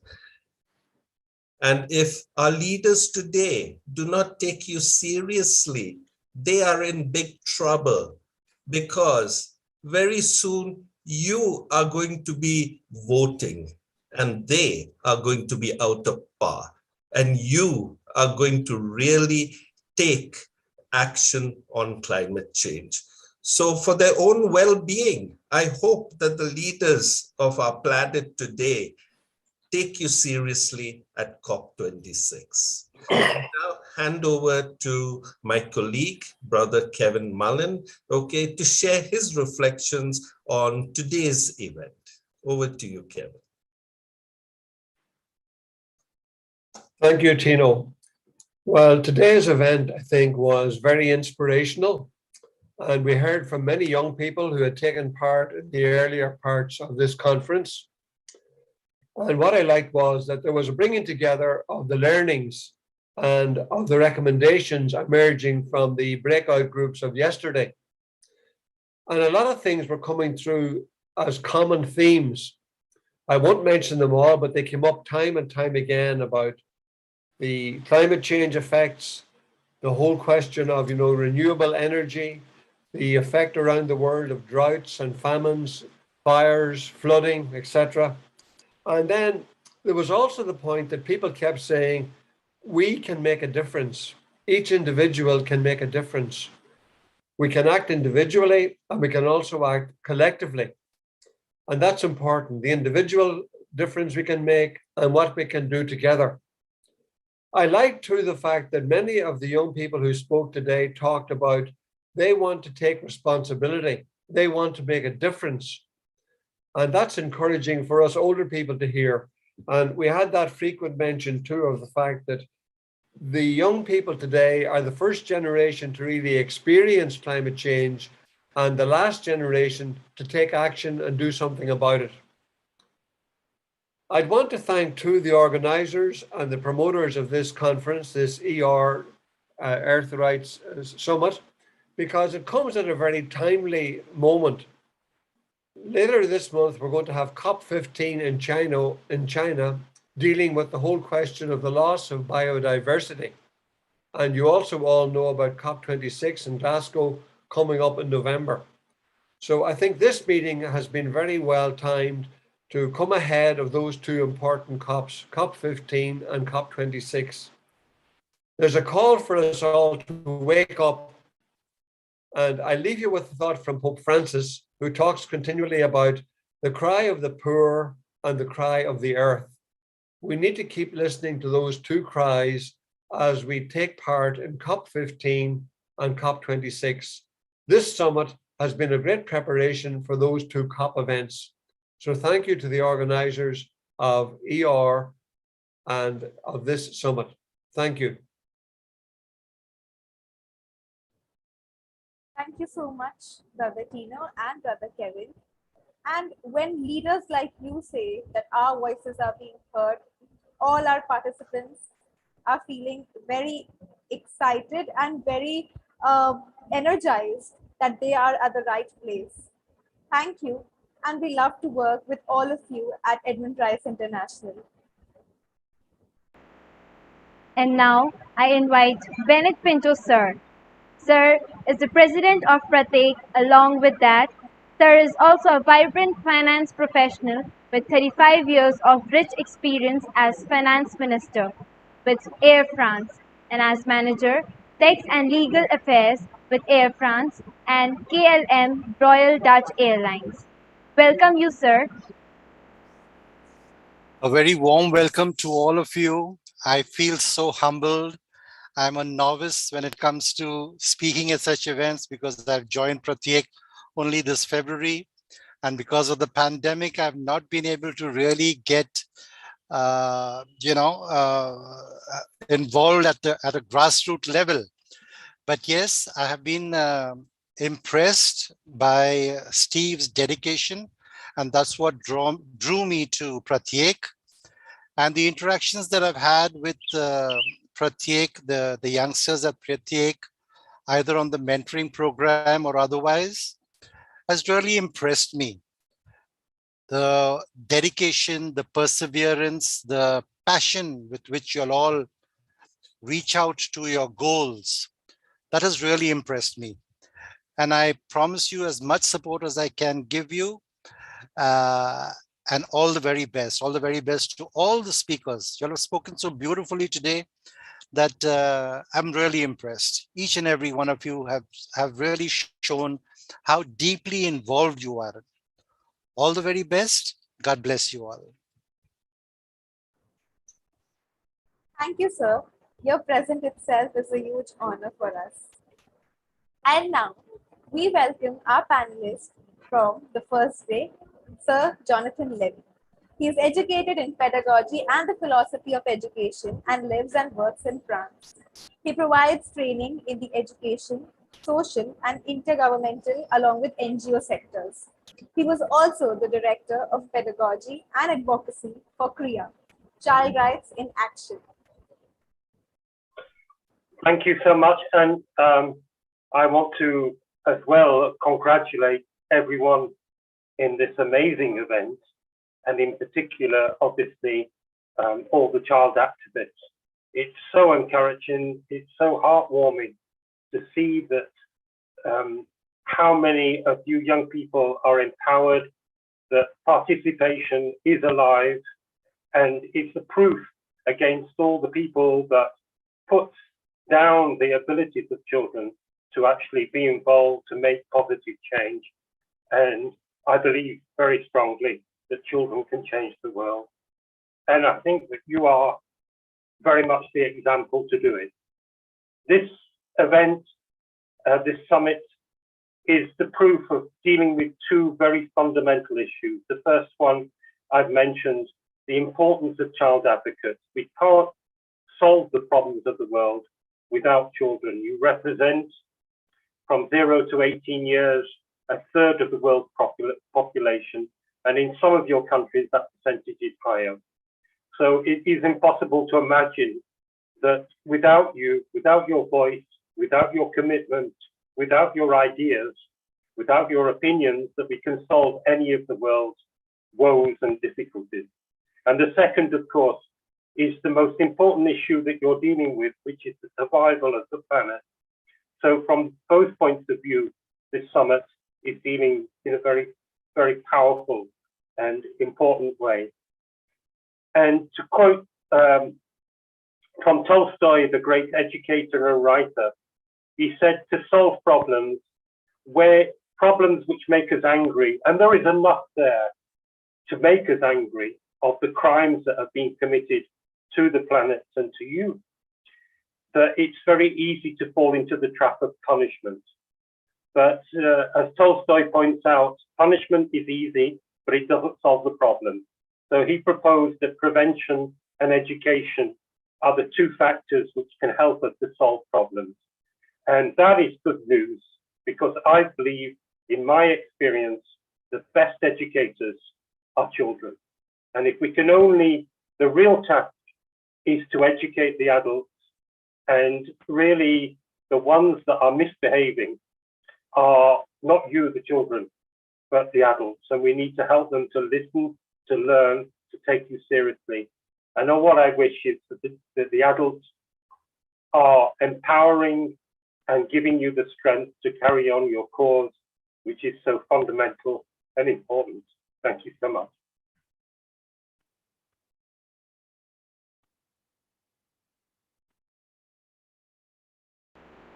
Thank you, sir, for your insights. Now we welcome our next panelist from the first day, Jonathan Levin. He is educated in pedagogy. I think I've just had my go, thank you very much. So we would love to invite you again and again. Well, thank you so much for all of it. And thank you for being with us throughout from day one to today and giving us your best wishes. Also, I would now like to remind all our participants, child attendees, observers, and our delegates to fill the consultation forms, which is very important for us for the documentation as well as for taking your written word to the COP26. And now it's time for some fun and having advocacy from an innovative tool. So let's listen to a rap track composed by children from Australia and sung by our children. The song denotes the 4 pillars of child rights: survival, development, protection, and participation. You will be able to see our child advocate Jeet boxing and Shreya rapping along with our child activists.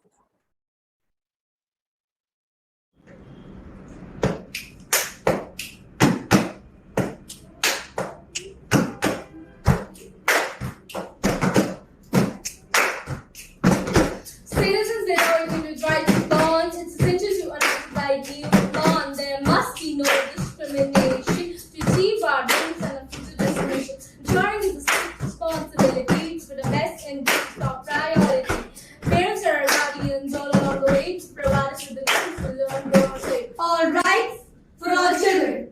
This is not a charge and an invitation. All rights for all children.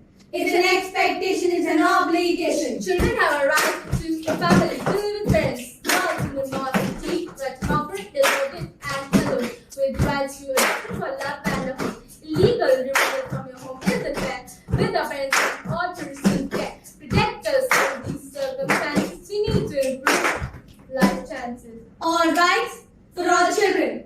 This is not a choice but an invitation. All rights for all children.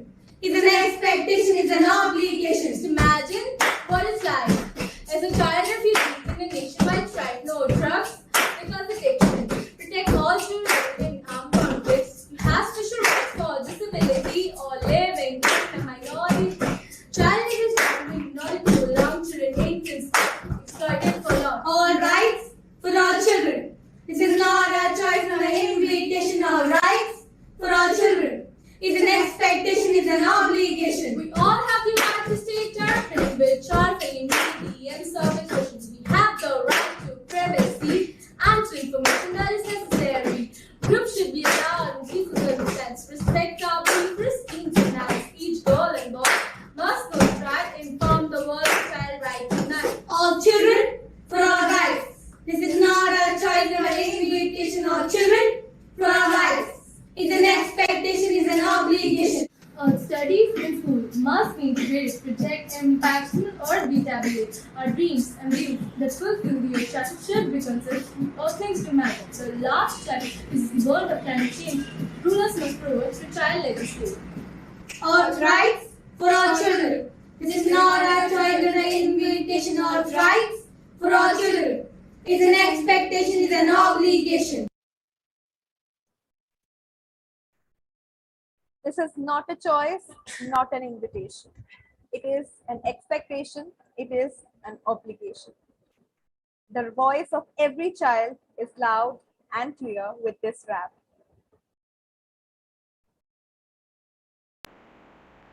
And now, I would like to invite our Earth Summit coordinator, Mr. Sunil Gupta, to the forum. He will explain us our way forward with the Earth Summit. We welcome you, Sunil, sir. Thank you, Neelam. Today, we have officially come to an end of our 3-day-long Earth Summit.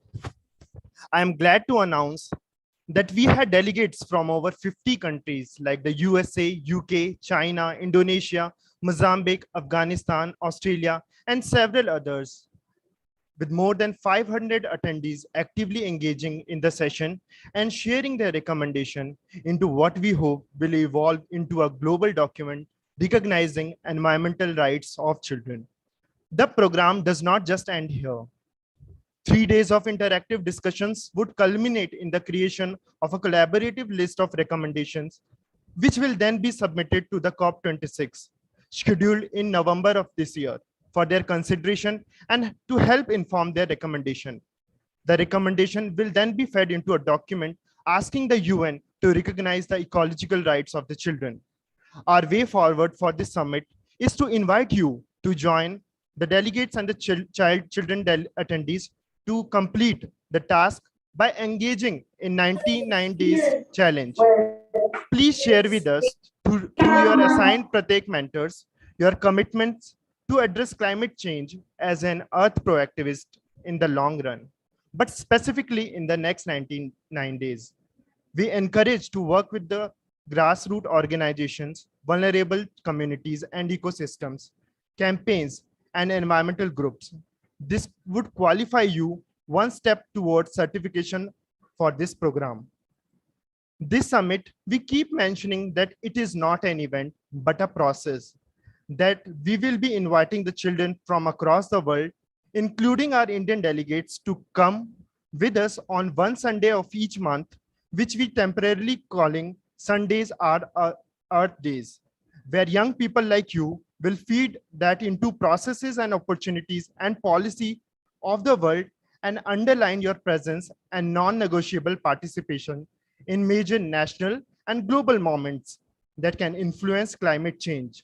Therefore, we invite you, young people, to see yourselves as Earth proactivists, as leaders of climate change, as Greta's and Malalas of your own communities, and draw in your community circles, your school communities, local resident welfare associations, your local organization to join in the glamour for impactful policy changes and their fulfillment at every level. Sundays are Earth Days, where we would fine-tune the emerging documents on child rights, on shadow report to CRC, on UPR report of countries, and so on. Next year, in the month of February, we hope to have Earth Summit 2.0, where young advocates celebrate the impact of their work at the grassroots level and also fine-tune the emerging environment rights of children document that Gurpreet ma'am and Preeti will put together. We invite the UNRC and eminent delegates present here over here on this platform to help us identify and link up with such global opportunities and moments to make the voices of children and non-negotiable piece in each process. I am excited to invite you all to join our upcoming initiatives. Last year, we managed to organize Pope Francis, Antonio Guterres, former president of USA, Al Gore, and other eminent speakers to the TEDx Countdown program on climate change. I now invite you all to the TEDx Countdown that we are organizing this year, December 2021, which I hope is going to be even bigger and better. I also encourage you all to enroll in our Earth Proactivist course available on the 9ismine website and eCert Rights app on the Google Play Store. The course would help you understand the science of climate change and Earth spirituality. More than 5,000 students have successfully completed the course and have started their own journey towards Earth Proactivism. So what are you waiting for? Enroll now. The links are in the chat below. Now, let us all join hands to save our beautiful planet, as there is no other place in the universe so beautiful, so vibrant, and so lively. Let us be more respectful, responsible, and mindful of our individual action. The onus of saving our environment is on us. Thank you. Thank you, Sunil sir, for highlighting on the way forward and talking about 99 days challenge. Sundays are Earth Days, and also what a unique summit it is where children not only get heard, but they actually initiate, act, and be the leaders of today. With this, I would take the opportunity to invite Steve Rocha, the director of Pratyek, for the vote of thanks. Thank you, Neha. Thank you, Neelam. After all the impactful speeches of our young people, what I have to say may just sounds like some more blah, blah, blah, as Greta would say. But before I begin, may I invite all the participants who have been promoted to panelists to please turn on videos and please don your silliest smile possible, because we're going to do a photo op here and freeze all your screens for record. So please pretend you're enjoying my speech and put on the best smiles possible. But here we are. So often the word voice and votes were mentioned, and reminded me of Pratyek and 9ismine's declaration that reads, "We, the children, may not be voters, but we believe that the voices of us young people can be stronger than the votes of adults. And it is necessary for us to speak up now to secure our future." And that's what I saw happening over the last 2 days, and particularly today, with even the adults and young people listening in and working on for solutions together. And that's really the ultimate of child participation, which I'm sure an expert like Jonathan Levy would endorse. But the word vote, I know it's an acronym for Voice of the Empowered. And yes, today we've seen such empowered, enlightened, educated young people speak about their rights to Mother Earth. But today I also heard that votes stood for the voice of the earth, the voice of young people speaking about the voice of the endangered, the excluded of our earth community, the voice certainly of every child, and particularly every last child, and the voice for everyone.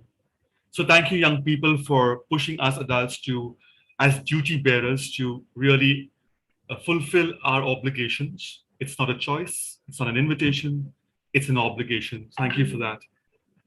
Thank you for also claiming your space as rights holders today and saying, no more nonsense from you. We don't want more words, we want actions now. Thanks to our guests. Thank you, Day-3, for being with us this evening. This is, and allowing this to be probably one of your first few engagements with India even as you recently joined the UNRC's office here in India. We hope that this will be the first of many engagements with the voices of children. Thank you for being with us. Thank you to also to Pada, I hope I get this pronunciation right, Huwain, from Ireland, who had from the Embassy of Ireland here in India, who also has recently joined the Indian soil. And we hope once again he'll be with us continuously 2 or 3 years here or more here in India. We had also with us Edmund Rice International present here. And once again, we had an Irish voice in Kevin Mullen and Brother Tino, who belongs to a congregation of Irish origin. This voice of the empowered, the voice of the East seems to be the voice of Ire today. And but we hope that the green that we have behind us really becomes the Irish green, but also the green of Mother Earth that we keep emphasizing, but also the green of farmers, the green of the most excluded communities of our Dalits, our tribals, our Muslims, all of whom strangely choose this color of green. And we hope that you will help us amplify these voices of young people into the future. Thanks, Jonathan Levy, for being with us. The last time you were with us at some ungodly hour in the morning in Europe. And thank you for spending time with us and being our mentor throughout. Thanks, Bennett Pinto, sir, for being with us. You are our president, and thank you for being with us today and for also guiding us throughout. Thanks to Andres Seska, who's also present with us. Not too sure if he's been promoted as a panelist or he's still there in as an attendee, but thank you for being with us. I know you're pouring the ground to come back to India, and so are we, waiting to welcome you back here. Thanks to all the delegates. There's Andres. Thank you for being with us.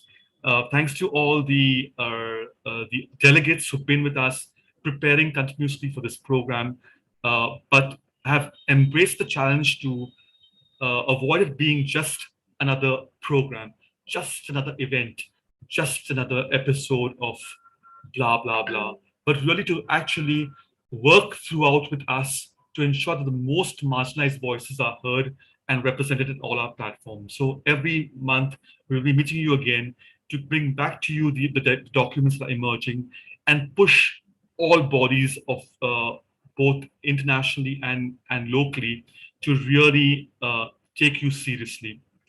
Also, the challenge would be to go back to your own local communities and listen to the most excluded in your local communities and see how you can hand over your mic to the most excluded to speak for themselves. Thanks to all the child attendees, the adult observers who persisted with our platforms and came with us both in the morning, evening, or either of the platforms. Thanks to our panelists from all across the countries who shared their views today and represented and gave you a flavor of what was happening throughout the last 3 days and what will happen in the coming years. So I will not be naming all of you, but thank you for being with us, because there are another 150 that I have to name who really were equally involved and equally responsible for making this program so impactful. Thanks to our hosts, Neha and Neelam.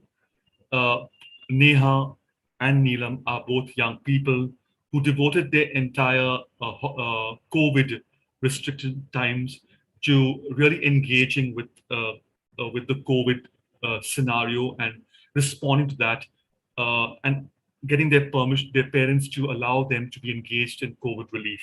Thank you, Neha and Neelam, for being with us consistently, but representing both the voices of privileged India as well as marginalized India. The orange of our flag that shines, but the green of Bharat that winds, both coming together and saying, this is India, this is our world today, and together we can make a difference. Thanks to our presenters, Michelle Mascarenas from the UK and Trisha Vernaker from India itself. Thanks to Manisha, who's our budding little environmentalist who stood in for Gurpreet and Medarati, as well as Preeti as presenting the documentation that's coming up soon. It was only a flavor of what you can expect soon. We will be asking adults to respond to that but we will keep sacrosanct the views of children as well as the opinions of adults separate. But we would like the adults to give us their opinions and their policy asks to empower and to really propel the imagination, the worldview of children and the experiences of these young people. Thank you, Elvina, who's been signing away for the last two hours consistently and over the last 2 days. You are a symbol for us of the inclusion we stand for. I know we've not been able to bring in all the languages we promised. It was basically because of financial constraints, but thanks at least to Chaya, who brought in the voices of vulnerable India through Hindi. But hopefully next time we would have the varied voices of the world present here. We were aiming for Arabic, we were aiming, and that's, please go ahead if you're on screen with the clap that Neha and Neha using, the clap of the hearing impaired, which we hope would become the universal voice of people across the world. So if there's anybody here who is hearing impaired, and we would like to appreciate your presence here because your insistence that your voice matters is important for us, and we hope that we become more and more inclusive on our platforms. I would like to thank Barka Bhatra, who's probably not here today, but who has been instrumental in the designing of this entire program right from its start, who've come to team programs along with Matt Perry, who also may not be here because he was suffering from a bout of COVID. But thank you for really spending months in designing this program. Thank you, Barka, for making this platform so effective. She was actually a young person who was part of our campaign as a child and now has become a young advocate for us beyond the age of 18.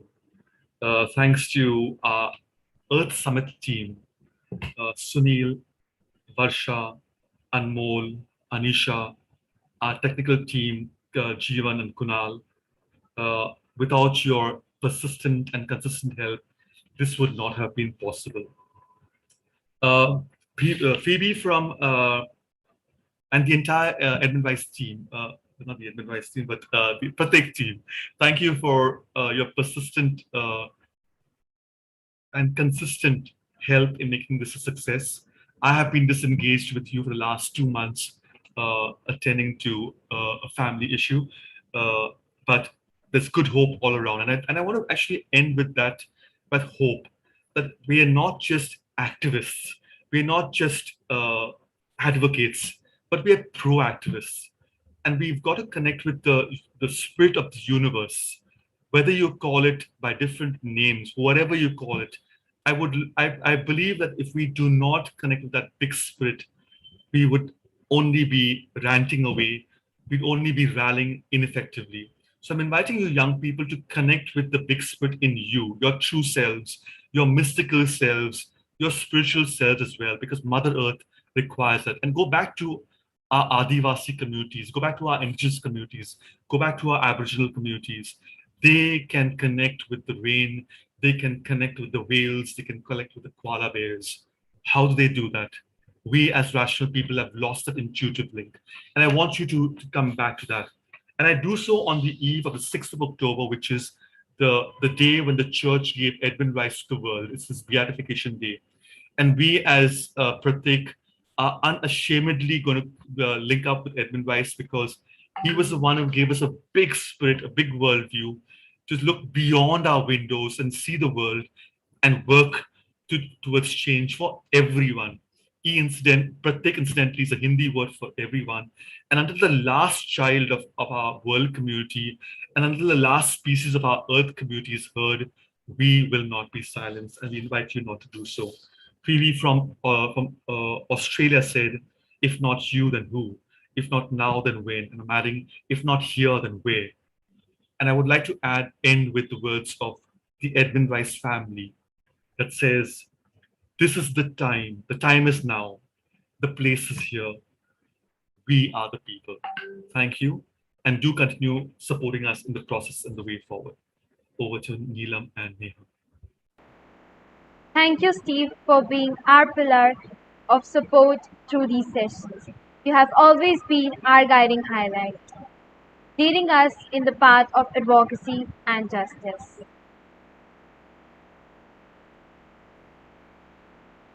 Now it's time for Leave No One Behind, which is an anthem by Pratyek that focuses on 17 plus 1 global goal. We sing this song and ask UNRC to help us in presenting the song better so it becomes even more global and powerful. As mentioned earlier, we will be sharing the minus track along with the lyrics. Please do not forget to share the submission by 10th of October 2021. All your submissions will be featured on our social media handles. Do follow us on all the handles, which are mentioned right on our backdrops. Please note the IDs, which are 9SM9 and ePratyek. Let's have the song now.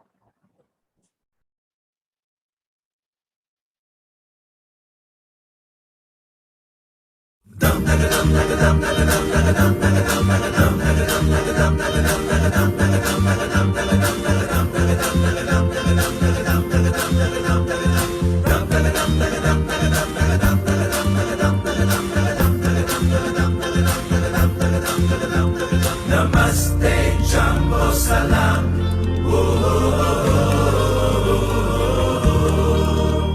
Namaste, Jumbo Salam.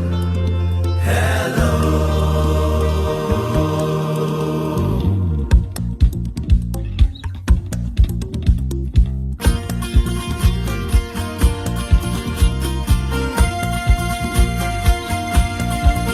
So many across the world living hand to mouth. We could fulfill their needs if we cared about. They too have rights like we, let us hear them out. The time is now and we must end this drought. Let's make poverty history. Embrace them all. Let's make poverty history. Let's give them our all. We believe it's a call for you and me, one and all. Don't just be kind, bear in mind, leave no one behind. Come on, come on, come on, let's turn the tide. The one and only in how we do abide. Earth has spoken. Oh, she's broken. She stood the test of time. She is sublime, and the time is just prime that we change paradigm. Break real rights with laws redefined. Leave not behind. The global goals is a call for you and me, one and all. Don't just be kind, bear in mind, leave no one behind. No, no, no, no.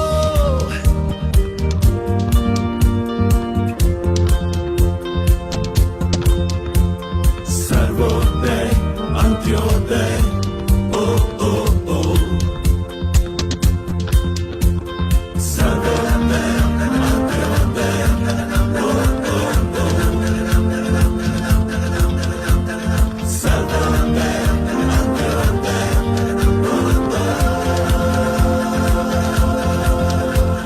Children across the world, let's scale new heights.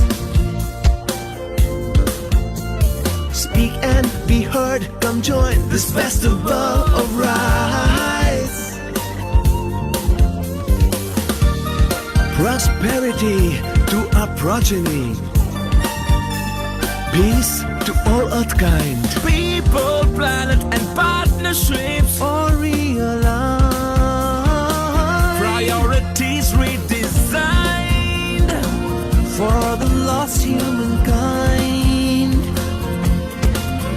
just be kind, bear in mind. Leave no one behind. The world's lost and least. Unheard voices released. Don't just be kind, bear in mind. Leaving no one behind. Leave no one behind. Leaving no one behind. It's the call of time. Leave no one behind. End poverty and malnutrition. Health and inclusive education. Safe cities and gender justice. Energy, water and equality for all. Decent work and technology for all. Responsible consumption and climate change. Life in oceans, life on land. Justice, peace and partnership.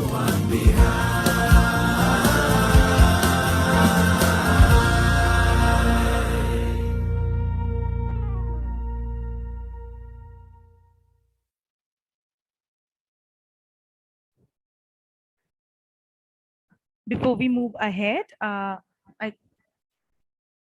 I just want to answer a few questions that were there in the chat. Recording of which songs and such queries came up. So we will be sending you the lyrics of this particular song, Leave No One Behind. This is our anthem. So we will be sending you entries of that.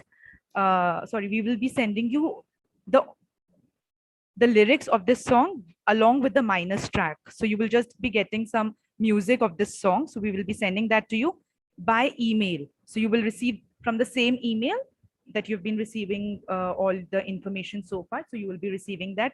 I request you all, as many of you who can send us entries, please do send it to them, send it to us by the 10th of October, because on the 17th of October is the End Poverty Day, and we will be releasing your entries, all the submissions, we'll be collating it and putting it on all our social media handles. So this is your support to the campaign, Make Poverty History. So please do send us your entry by the 10th of October. Also, I would like to thank a few more people. So Suhail and Anushka have been interning with us, and they have they've given us a lot of time during this Earth Summit in the preparations, promotions. So I would like to thank Suhail and Anushka. I also request the Pratik team to turn on their videos and to come on the panel. So all our team members, the entire Pratik team, we couldn't do anything without your support. So I thank each of you. Thank you to each of you. Excuse me. Yes, Aruja. I am really sorry to interrupt you, but I couldn't give my speech earlier. If you could allow me. Sure, Aruja. Sure, Aruja. Can I begin? Yes, over to you. Please come on. Thank you so much. Sorry for the issues earlier. Good evening, everyone. It has been a great pleasure to raise your voice on such a big platform. In the past 2 days of this Earth Summit, we have been discussing about the changing patterns of the climate and how it is life-threatening to the vulnerable children and communities. Not only that, but all the species living on this Earth. We have also been able to gain information about children rights and advocacy from our panelists present from all over the world. The delegates, attendees, and everyone has been constantly talking about the problems faced by not only just one country, but all of countries from all over the world. The problems include rising ocean level, increasing temperature, soil erosion, melting glaciers, increase in greenhouse gases, and the list goes on and on, which is endless. It is estimated that after 5 years, countries like South Africa, India, and Australia may increase their temperature by 10 to 15 degrees Celsius. Can we imagine to survive in such high temperature? Trees are being cut at such fast rate that we can't even count how many of them have been cut in one day. Problems and recommendations are made by people all over the world. Stricter policies must be implied. More and more policies and suggestions must be taken up at national and worldwide level.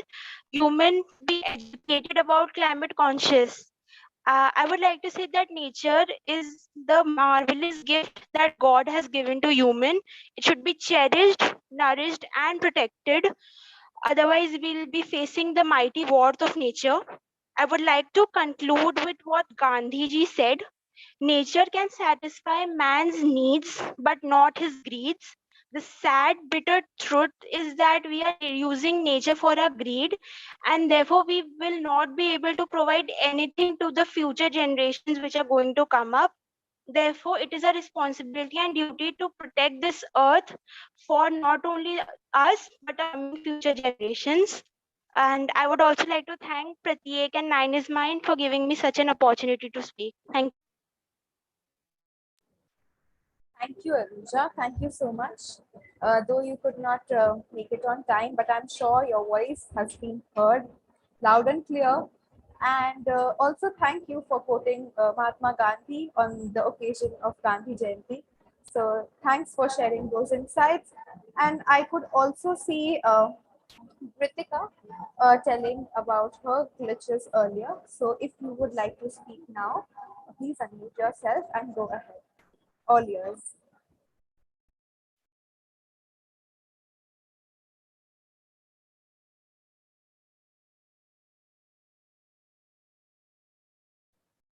Ritika, do we have you now?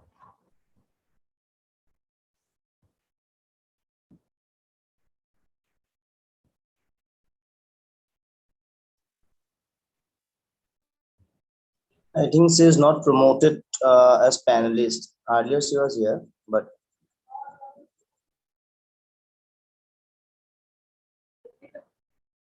Thank you for informing, sir. It is being done.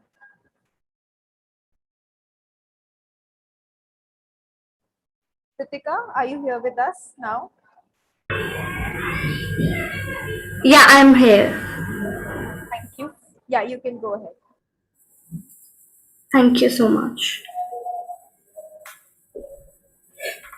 Good evening, everyone. I am Brihatika Dev, a proud citizen of India who is currently studying in 10th grade and has been educated Uruguay as a country. I begin to express my views to mark the birth anniversary of a visionary leader, Mahatma Gandhi, who once said, "Earth provides enough to satisfy every man's need, but not every man's greed." I would also like to express my gratitude to the organizers of the ERth Summit for giving me an opportunity to express my views. This opportunity has made me learn not only about the beautiful environment around us, but also created an awareness about child rights. Moreover, the amazing facts that I learned from one of the delegates was to take care of the saplings just like one takes care of the children, as well as initiatives that the government is taking to construct air purifying towers.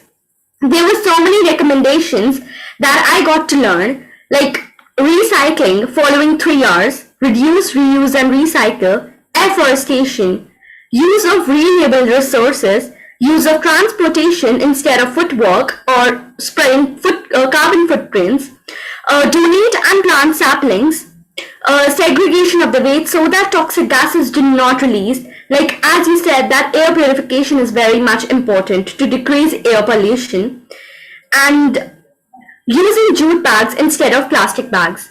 These were the facts that I learned in these 3 days. Thank you so much. Thank you for sharing your takeaways.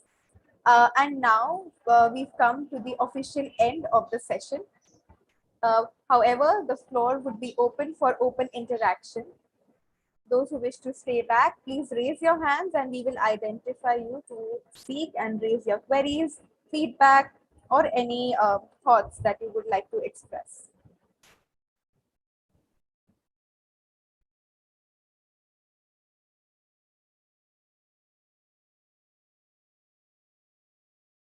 If any of our guests wish to leave this platform, you're welcome to do so, but stay on if you wish to listen to the informal section of children expressing their views too. But thank you for being with us, Deirdre, Pada, Andres, John, Tino. We will be coming back to you to help us amplify the voice of children. Thank you for being here, but please feel free to leave if you have other comments.